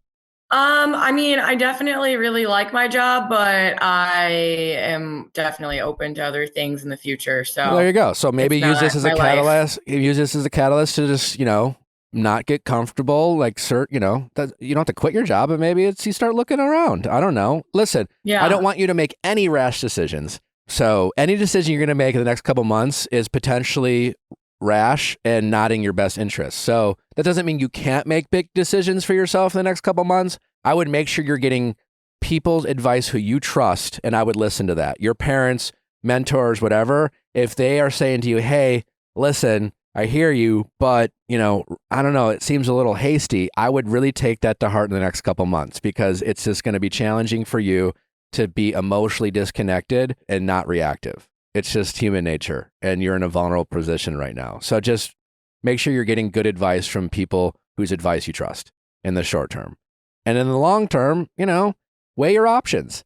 See what else is out there for you. Because why work with or for this guy any longer than you need to? If you love this job, make it work. If it's a nice job that maybe it's ran its course and you just kind of got comfortable in the job that you have, but maybe this is a time to see what else is out there and use the experience you cultivated in this job for maybe something better. I don't know, look around. You can shop for jobs without quitting a job. So 100%. Use this as an opportunity to just see if this is exactly where you need to be in your life. And maybe it is. You don't want to overreact, but you can also use this as an opportunity to reevaluate. Yeah, I love that. I love using the bad, so to speak, to kind of push yourself to new lengths. And I think I can do it. I just need to be smart about probably not going to any work activities that include alcohol, and I think I'll be perfectly fine. Yeah, there you go. Because I feel like you outing yourself to HR at this point might have more, it sounds like it has more consequences than benefits. I feel like and you're not even sure if the consequences that he might face is something you even want on your conscience, Which honestly, I hear you, empathize and understand. And again, I think this guy is going to have plenty of emotionally difficult moments in his life going forward, because he is not in control of himself, unfortunately. And that's not to make excuses for what he did to you. He is an adult man who should know better and should be capable of not doing what he did. But sadly, he's not. And that makes it honestly just more pathetic. Honestly, I've been saying the exact same thing. I've been trying my best to just be like, you know what, though? That's why I don't ask the why. I try not to, because I've learned in life, you can't make sense of people who don't even know what they're doing or why they're doing. You can't make sense of things like that anyway. So it's a waste of time. But we probably can. I mean, the why is that he hasn't figured out or been able to break away from whatever emotional control she's had over him. She doesn't want to be with him. And so he's tried to move on, but still is holding out hope to reconnect with her. And what's shitty, and this happens all the time, right? She is being selfish to him, and she manipulates him. And unfortunately, he is doing the same thing to you. And instead of doing it back to her, he's doing it to you, and he's just going to leave a trail. And he's justifying his actions because she's doing it to him. And because he's willing to put it up with her, he's expecting people like you to put up with what he's doing to you. That's the why. So we've solved that. So congratulations, you no longer have to ask yourself why. And when you do, remind yourself that's what's going on. And in the meantime, you can see him for what he is not only a cheater, but someone who honestly can't even help himself. He is so emotionally immature and incapable that he's just a weakling. and he's kind of a coward, and he's weak. He's a weak person. And so you have to ask yourself, do I want to keep dating, investing, sleeping with a weakling, a weak man? Because that's what he is. I'm not even being mean. I'm just being honest. No, I know. You know? No, and I know. so, It's true. And the answer is no. Yeah. So when you get frustrated or get sad or your ego shows up, that's the conversation you have with yourself about who he really is. Then there's no why. And then immediately the ick will show up. And then you just have to have that conversation with your ego. It's like, listen, we didn't listen to the red flags. This was on us. We knew, we ignored, we didn't pay attention. We don't need to sit there and beat ourselves up. We don't have to like give up men altogether because they're so horrible because like whatever. No, the guy told us. He told us that he was going to do this. We just ignored it and we didn't listen because, I don't know why. So in the future, when the glaring red flags show up, at a minimum, ask more questions. Dive deeper into, what is going on. And the more squirmish they get and the more defensive they get, and if it's not just the obvious answers, then you know not to ignore it. Totally agree. I think, I definitely let words speak louder than actions, and that's not the right way to roll with. So I totally you'll will live. take all that with me. You'll live. You're only 20. You're only 25. Yes. This is a great lesson to learn at 25. You didn't really lose much. You haven't lost a job. You lost a coward, and your ego took a bit of a bruise.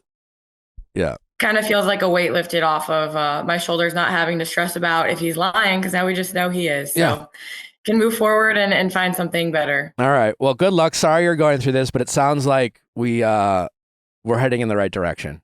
But we'd love an update of where things land, how you decide to move forward. What was it like to work with them? Did you find or start looking for a new job?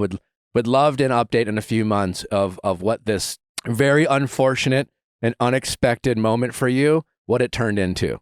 And I'm banking on it being fairly positive, but that's on you. But we'd love an update. No, I'll definitely pull through. No, I will be positive, and I will let you guys know. All right. Well, good luck. Take care. It's going to be great. Thank you so much for your time and your thoughts. And those are all amazing thoughts. And I love the show. So thank you. All right. Well, I appreciate you saying that. Have a great day. Thanks. You too. Right, bye-bye. Zoa, you've got to check out Zoa. Dwayne, The Rock Johnson's energy drink. Zoa Energy is a better for you energy drink with great taste, electrolytes, B and C vitamins, and zero sugar. It's made with caffeine from natural sources to provide balanced energy with no crash. Here at the Viall Files, we've been recording and editing some massive interviews, and my team has loved Zoa to give them an extra boost to get through their days. With ingredients that enhance energy levels, Zoa Energy helps my team find the spark and motivation, keeping them focused as they edit through some intense interviews. They've got 8 incredible flavors like tropical punch, wild orange, white peach, and now frosted grape. My team's favorites are the frosted grape and cherry limeade. So find your spark and Zoa Energy today. Available online or at stores near you. Find out where you can find it at zoaenergy.com. And find retailers like Amazon, 7-Eleven, Costco, Circle K, and more. Who here loves bread? I love bread. I love bread. Do you like bread, Derek? Allie, do you like bread? I love bread. Well, here's the problem with bread. We feel like, especially as Americans, that there's a sacrifice to eating bread, right? Like we get tired, we get full, we feel bloated. Because let's be honest, a lot of the breads out there are packed with crap. They got a bunch of preservatives and other things that, like, I don't know, when it comes to our digestive system, our body does not break it down in the way we want, and we feel like we have to pay the price to eat delicious bread, but not with our friends at Hero Bread. No. Hero Bread is making bread in a whole different way so that we can enjoy great tasting bread without the sacrifices that come with most of the breads that are available to us. Hero Bread has great products that also leave you feeling good and are good for you. I have been loving their tortillas. I'm a tortilla gal, I'm a wrap gal, burrito gal. And I have had one every single day since I got the package. 0 to 1 grams of net carbs, 0 sugar, and they're also high in fiber. Yeah, so usually breads that are high in fiber, have added protein, 0 to no carbs, are really gross. Not tasteful. Are not tasteful. Like you taste the lack of. You can taste that they're healthy. Hero Bread has a variety, like Leia mentioned. They got their tortillas, they have their buns, they have sliced bread loaves as well. Monthly small batch drops of indulgent favorites, like the 2-gram net carb Hero croissant, ooh, yum, or the 1-gram net carb Hero cheddar biscuit. So if you want to get your bread on with and not feel crappy afterwards, you gotta check out Hero Bread to get all your bread needs. They have such a great variety. The best part is it tastes great, and you will feel much better than you are feeling now when you are getting your bread on. Don't give up being a breadhead. Hero Bread is offering 10% off your order. Go to hero.co and use code VIALL at checkout. That's VIALL at hero.co, spelled HERO.co. Hero.co with code VIALL. Vessi.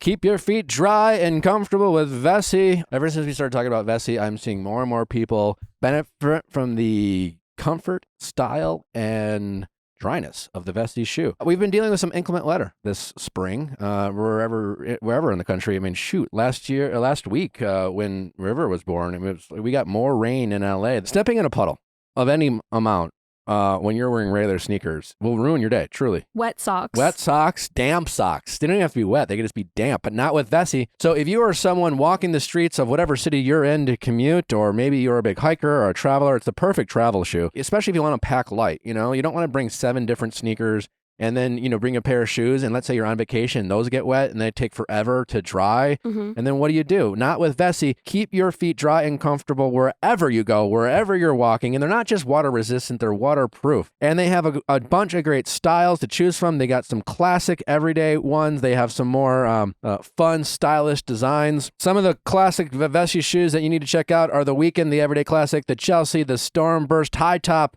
They have so much more. Everything you might need in a sneaker, Vessi has available to you. You gotta check them out now. You will not regret getting your Vessi on. Doesn't your husband have a pair of Vessi that he loves? Yeah, my husband has a pair. It's been great for traveling because he doesn't take up all the room in the suitcase with all his shoes. It's just one good pair. It's amazing. It's I great. love them. I love my Vessi, and you will love yours as well. Transform your everyday routine into an adventure with Vessi, stylish, comfort, and waterproof. They're the only shoes you'll need this year. Head over to Vessi.com. That's VESSI.com/VIALL to explore their versatile collection and claim your 15% discount on your first order. Embrace every moment, come rain or shine, with Vessi.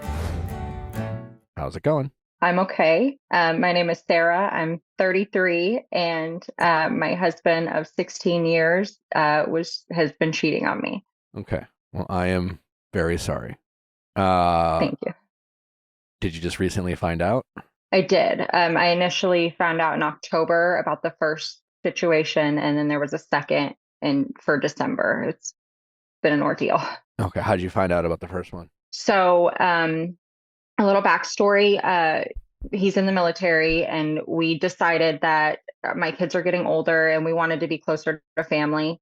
So we bought a house, and my kids and I moved ahead of him, and he came to visit in October. And just the way he was treating me, I had a gut feeling that something was going on. So I looked through his Apple Watch because he didn't leave his phone around. You're so a second caller today who found out they're being cheated on via an Apple Watch. it was an Apple Watch, yeah. So I found messages, and that's how I found out. Okay. You confronted him, I'm assuming, the first time? Yes. So I work from home, and it was really early, and I woke him up not very pleasant with letting him know that I had found out. What do you say? Well, he's a very good liar, but he just acted clueless initially. I mean, he couldn't deny it, but he never admitted it right then. But he just got really defensive. So, but like, what was resolved, if anything? Did he ever cop to it? So initially that day, I had his sister come and get him because I needed him away from me. So back up, when I found the messages, I ended up taking his phone. I've got his phone. He came basically after me to get the phone. My dog, being a protective dog, didn't know who to go after and was kind of attacking the wrong person and attacked me. And he initially got his phone back. So I called his sister to come get him because I needed him out of my house. My kids were here. So he left, and then he came back probably 5-6 hours later once the kids were in school. Had a complete 180, was apologizing, said he just hasn't been happy for the last few years. kind of flipping it around on me like it was my fault. Sure. And but then again, he was really apologetic and just wanted to make it work. Like he was just so sorry. That was the end. That was kind of how that went. And then what did you do with that? Um, I was I mean, obviously I was extremely hurt, but once I heard him say he wasn't happy for the last few years, and just tell me kind of all the things that, I mean, I know it's not my fault that I got cheated on. However, I kind of understood him looking elsewhere because we had been together for so long. Um, I have 2 kids. I take a lot of stress and my kids come first. I didn't put his needs first, and I felt like I just understood where he was coming from. So Yeah. So I think not that I think when infidelity happens, this is a common conversation, a common kind of thought process, and I don't think you need me to say this, but I'm just going to articulate what I think you're trying to say, which is it's not his fault. It's not your fault he cheated on you. That was his choice. right, But you're recognizing right now maybe the role you played and why you two have been disconnected. correct, And so you two being disconnected is the fault of the relationship, the two of you, whatever role you two played. It was his choice to handle this disconnectedness via infidelity and cheating, which was not something you chose to do. And that is 100% on him. So the reason I articulate that and point it out, because I think a lot of people in your shoes struggle with that, right? You don't want to sound like you're making excuses for him. You don't want to sound like you are crazy or some sort of pushover. You are just trying to recognize the disconnect that your relationship had that resulted in this. And then you have to deal with why and how he chose to deal with it, and whether that's someone, if you even want to reconcile, is safe for you to do with, if you are, right. Right? Does that make sense? Right. Yeah, that's exactly. I know that it's not my fault that he did this, but I know my part in it. Like you Not said, in it, the I didn't disconnectedness. go Yeah. that. Yeah. Right. Yeah. Yes. Right. Yeah. Okay. So then you found out about another time? So he was here for about 2 weeks in October. He leaves for the month of November. It comes back December 1st. Um, I felt okay. I noticed he was kind of more on his phone. I noticed just him being a little weird. Again, I thought may have been just in my head. About a week goes by, and I pick up his phone and to get my son internet for his iPad, and the first thing that pops up is a message with another female, and it was inappropriate. We were driving. He immediately takes the phone from me, and my kids are in the car, so I can't confront it. Like she sends a nude. They were just sending, like, he had sent basically a shirtless picture of himself at the gym saying how much he missed her. She sent a picture back. She was clothed, but still inappropriate, how much she missed him. So that happened early December, and it kept happening day after day in December. He would be like, I'm done. Just excuse after excuse. I've never been looked dead in my eye and lied to, like he was lying to me. So where are we now? So December was very rough for me. He was here the whole month. One day he wanted a divorce. He was done. He just wanted to live his life. The next day he was so sorry. I would be intimate with him and then turn around a couple hours later, wake up in the middle of the night and catch him on the phone with her. It was just a lot for me. I so desperately want him to understand how important our family is. We've been together for so long. I realize my part, the disconnect, some of my actions. What is that? You keep saying that. Prior to us moving here, we felt like roommates. He would try to give me attention. I wouldn't give it back. Sex just wasn't important for me. I take a lot in. I'm stressed out about everything. So when we would fight, I wouldn't be the kindest. I would hit below the belt. I could admit that. As soon as I found out he was cheating in October, though, I immediately started therapy. And since then, I have not raised my voice at him. I have not, like, I've really trying to work on myself to fix my problems and for that part. Yeah. Well, that's awesome. So I've just really been trying to show him, look, I'm not going to be that same person. I mean, I know it's only a few months and it might be hard for him to believe, but I mean, at least you're the one who's actually trying to do something. He's right. And so the day he left, or the night before he left to go back to where he's stationed, he told me he called her and he was done. I'm like, okay, well, this doesn't feel right, but whatever. So on the day, even on the way to the airport, he's like, I'm done with her. I'm not going to see her, this, that, and the other.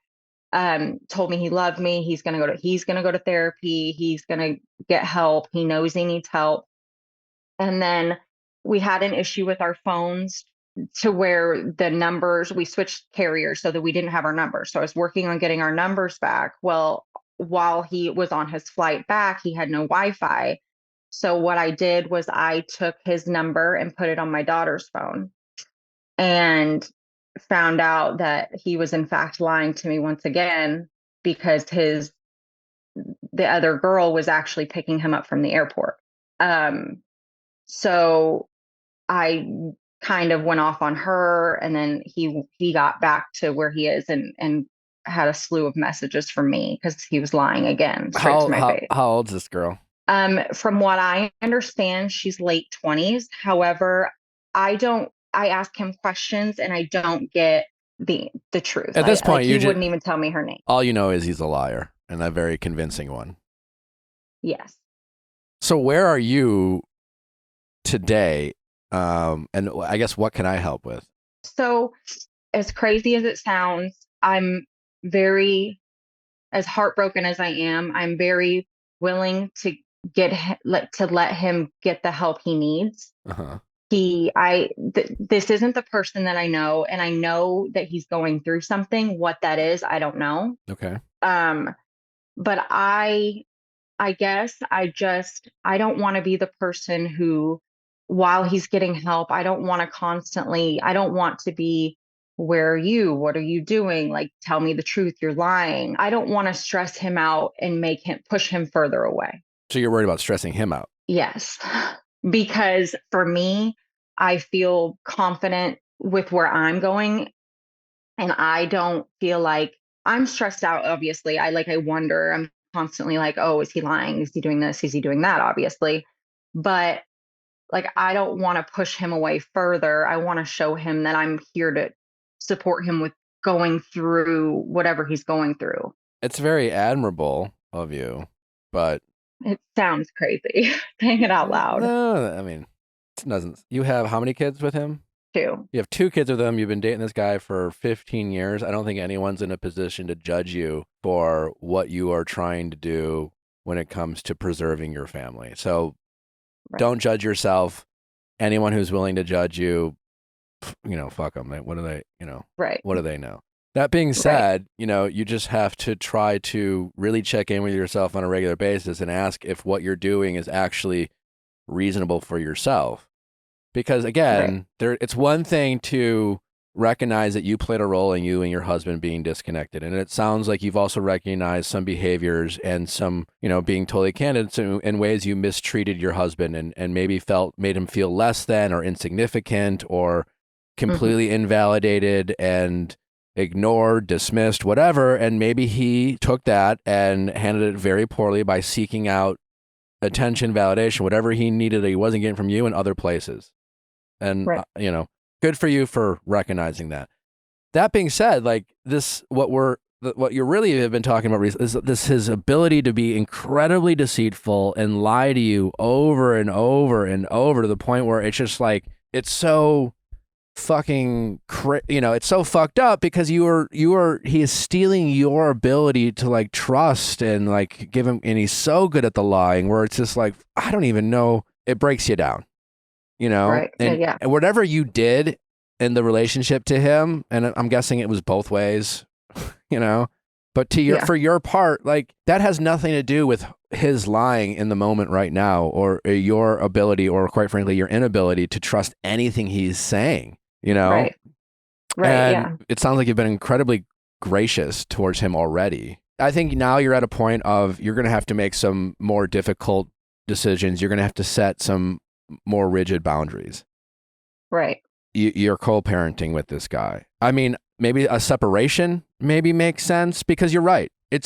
You're going to drive yourself crazy wondering, and I don't honestly have an answer for you in terms of how you deal with like a guy who's still lying to you, and how do you figure out if he's willing to lie, because like you're in a really shitty position, because it must feel, well, I know what it feels like. I know what it's like to have someone be unfaithful to you and express regret and a desire to work on things.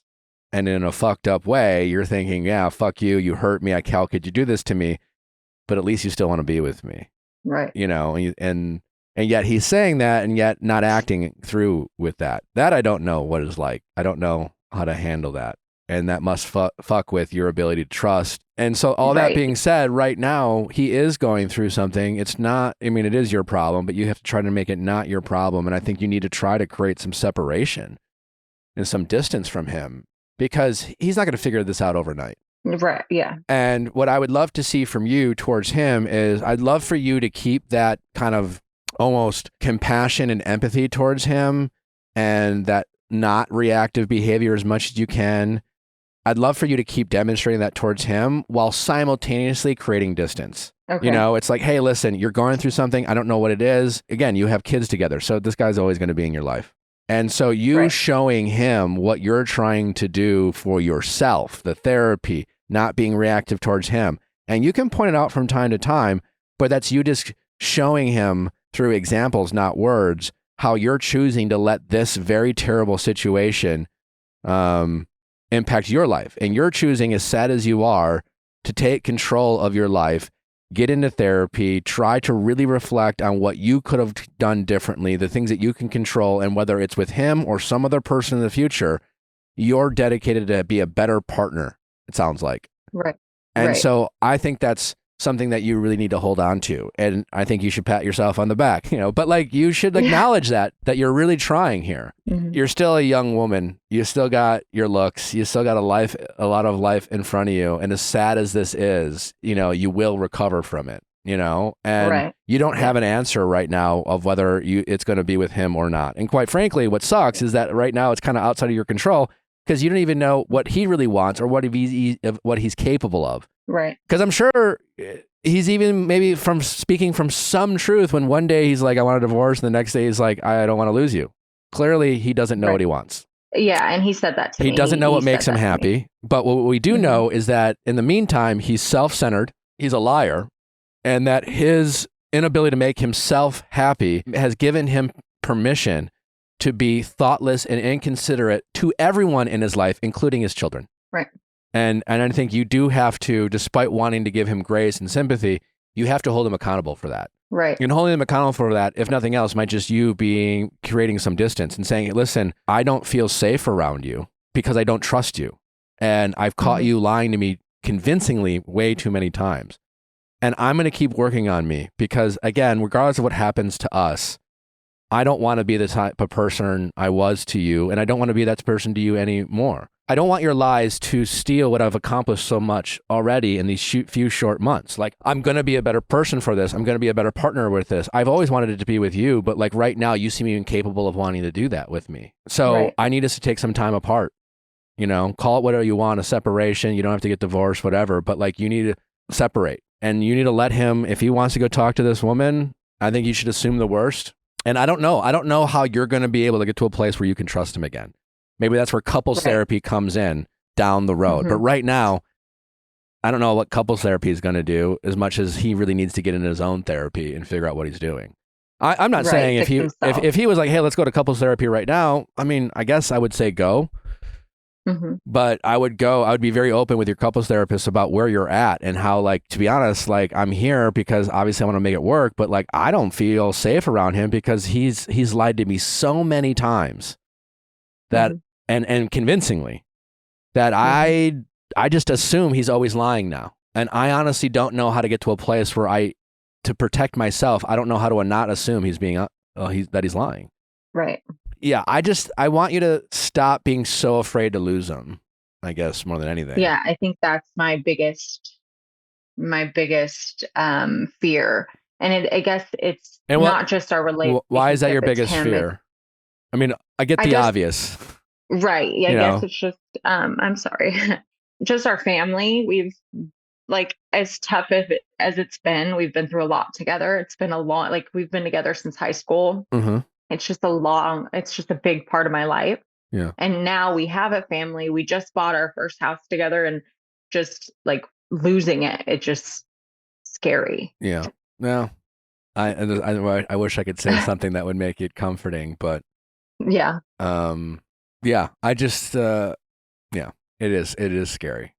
Yeah. I'm just reminded scary. of, I had this, we mentioned this in the show, but I was explaining to Natalie, because right now, Natalie and I, the past several months, we've had our ups and downs, but like just our lives in general, we've had a hell of a year. Mm-hmm. Personally, professionally, life's been grand, There's been plenty of stresses. There's stresses every day in my life. But like big picture wise, we're very grateful for what our life has brought us recently. It's been awesome. Right. But I've learned in life that no matter what we're experiencing right now will be temporary, and we're going to have to deal with a low. I don't know where that's going to come from. Hopefully not what you're dealing with.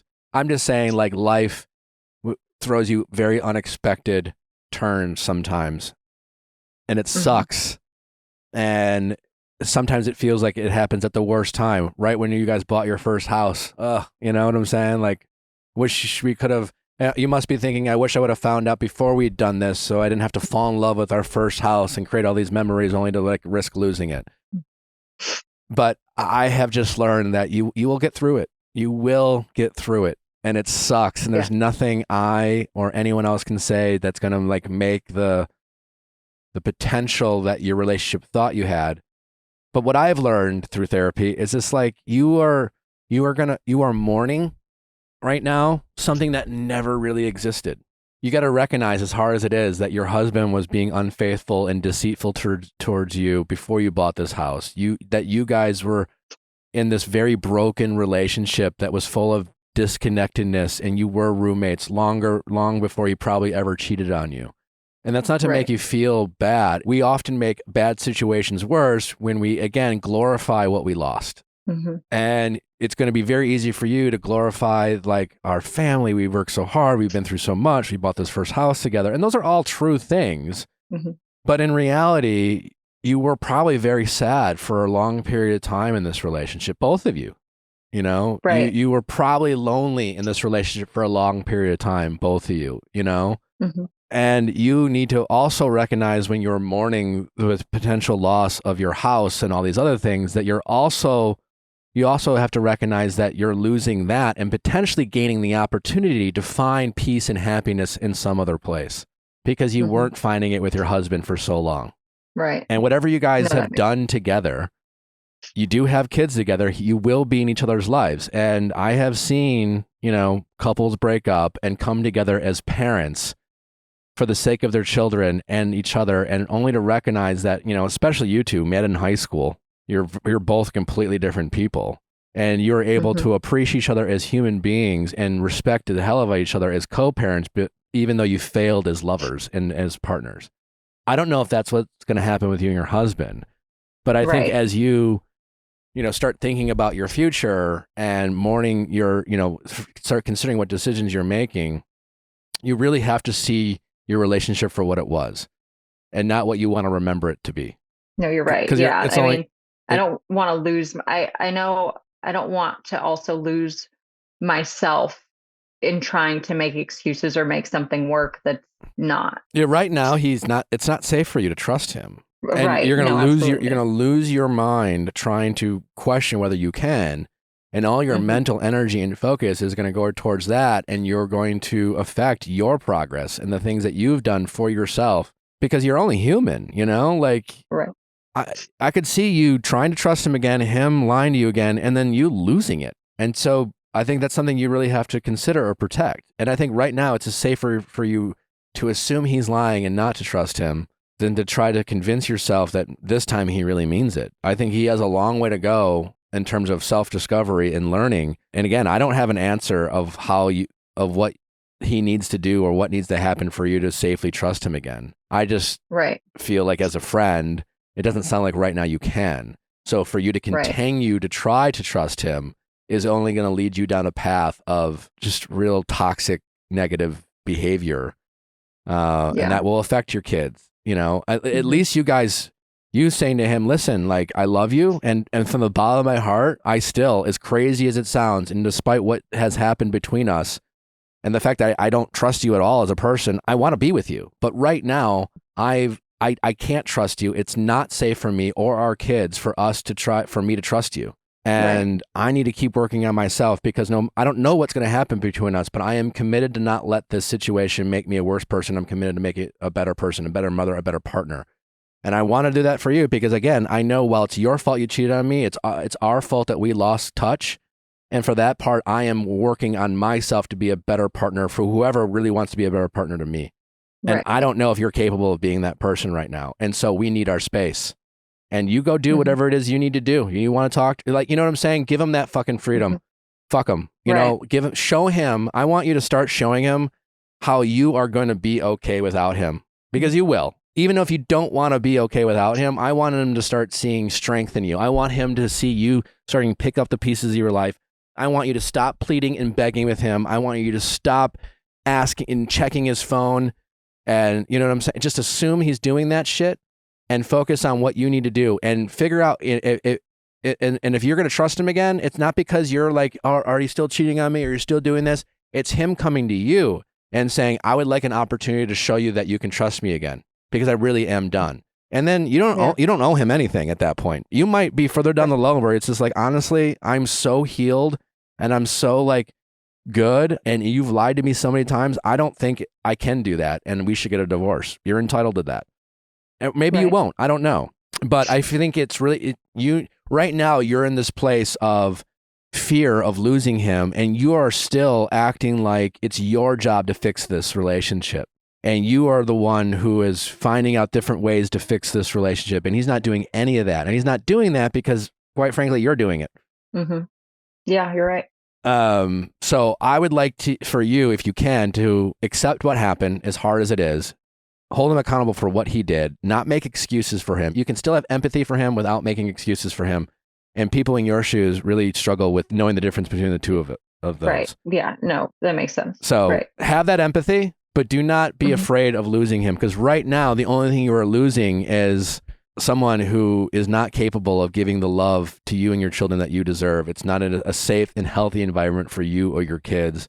And you have no reason to trust him, and it's only going to make you lose your mind. Right. Yeah. So let him see all the healthy things that you're doing, the ways that you are determined to not let this dictate your life, the therapy, and not being reactive to him as much as you can. You assume the worst and see what he does with that. But in the meantime, you say, we need our distance. I need some space. We need to separate. I think you should move out, because of X, Y, or Z, because like you've lied to me too many times and I don't know what the future holds. I know what I want. I want to be with you, but it's not, I can no longer be the only person trying to fix this relationship. Right now, I'm just trying to fix myself and protect our kids. And that's where my energy is going. And if in the future we're able to come back together, then fine. But if not, I'm going to move on. And I think he needs to really see you accept the reality that you're okay with moving on from him, as sad as it makes you feel. Because I don't think I agree. I don't think he's afraid of that right now.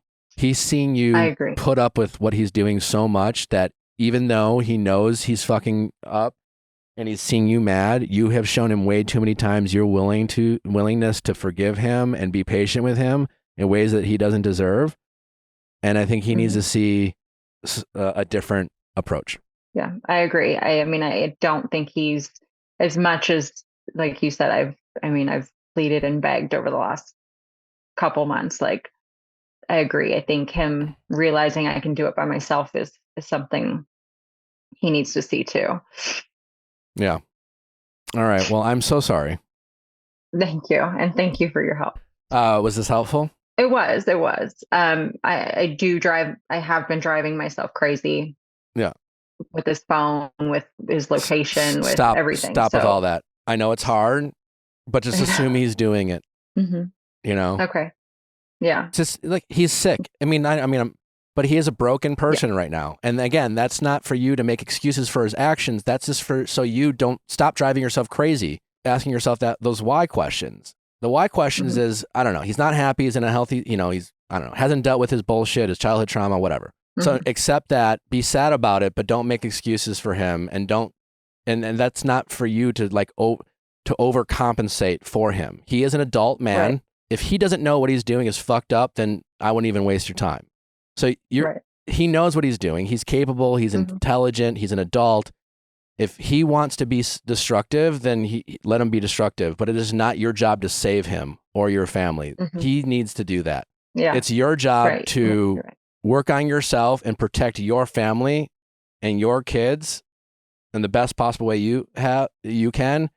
And it's his job to figure out whether he wants to be in this relationship or well. And he needs to show you through his actions. You can't do his job for him. Right. Yeah. No, you're right. Okay. Yeah. Okay. Well, thank you. All right. Well, I'm so sorry you're going through this. Please give us an update on how things progress. But I will. I will. All right. Okay. Thank you, guys. Get mad a little bit. I know you are, but yeah, you can get mad. Stop checking his phone. Stop doing that shit. Stop doing the things that drive yourself crazy, and keep doing what you're doing in the therapy department, and keep focusing on being a better partner. And let yourself know, I'm going to be okay. I really am. Because you will. I promise. I really promise. Thank you. All right. Okay. Thank you so much. All right. Take care. Bye. Bye-bye. Thanks for listening. Don't forget to send in those questions at asknick@theviallfiles.com. We'll see you tomorrow. Bye.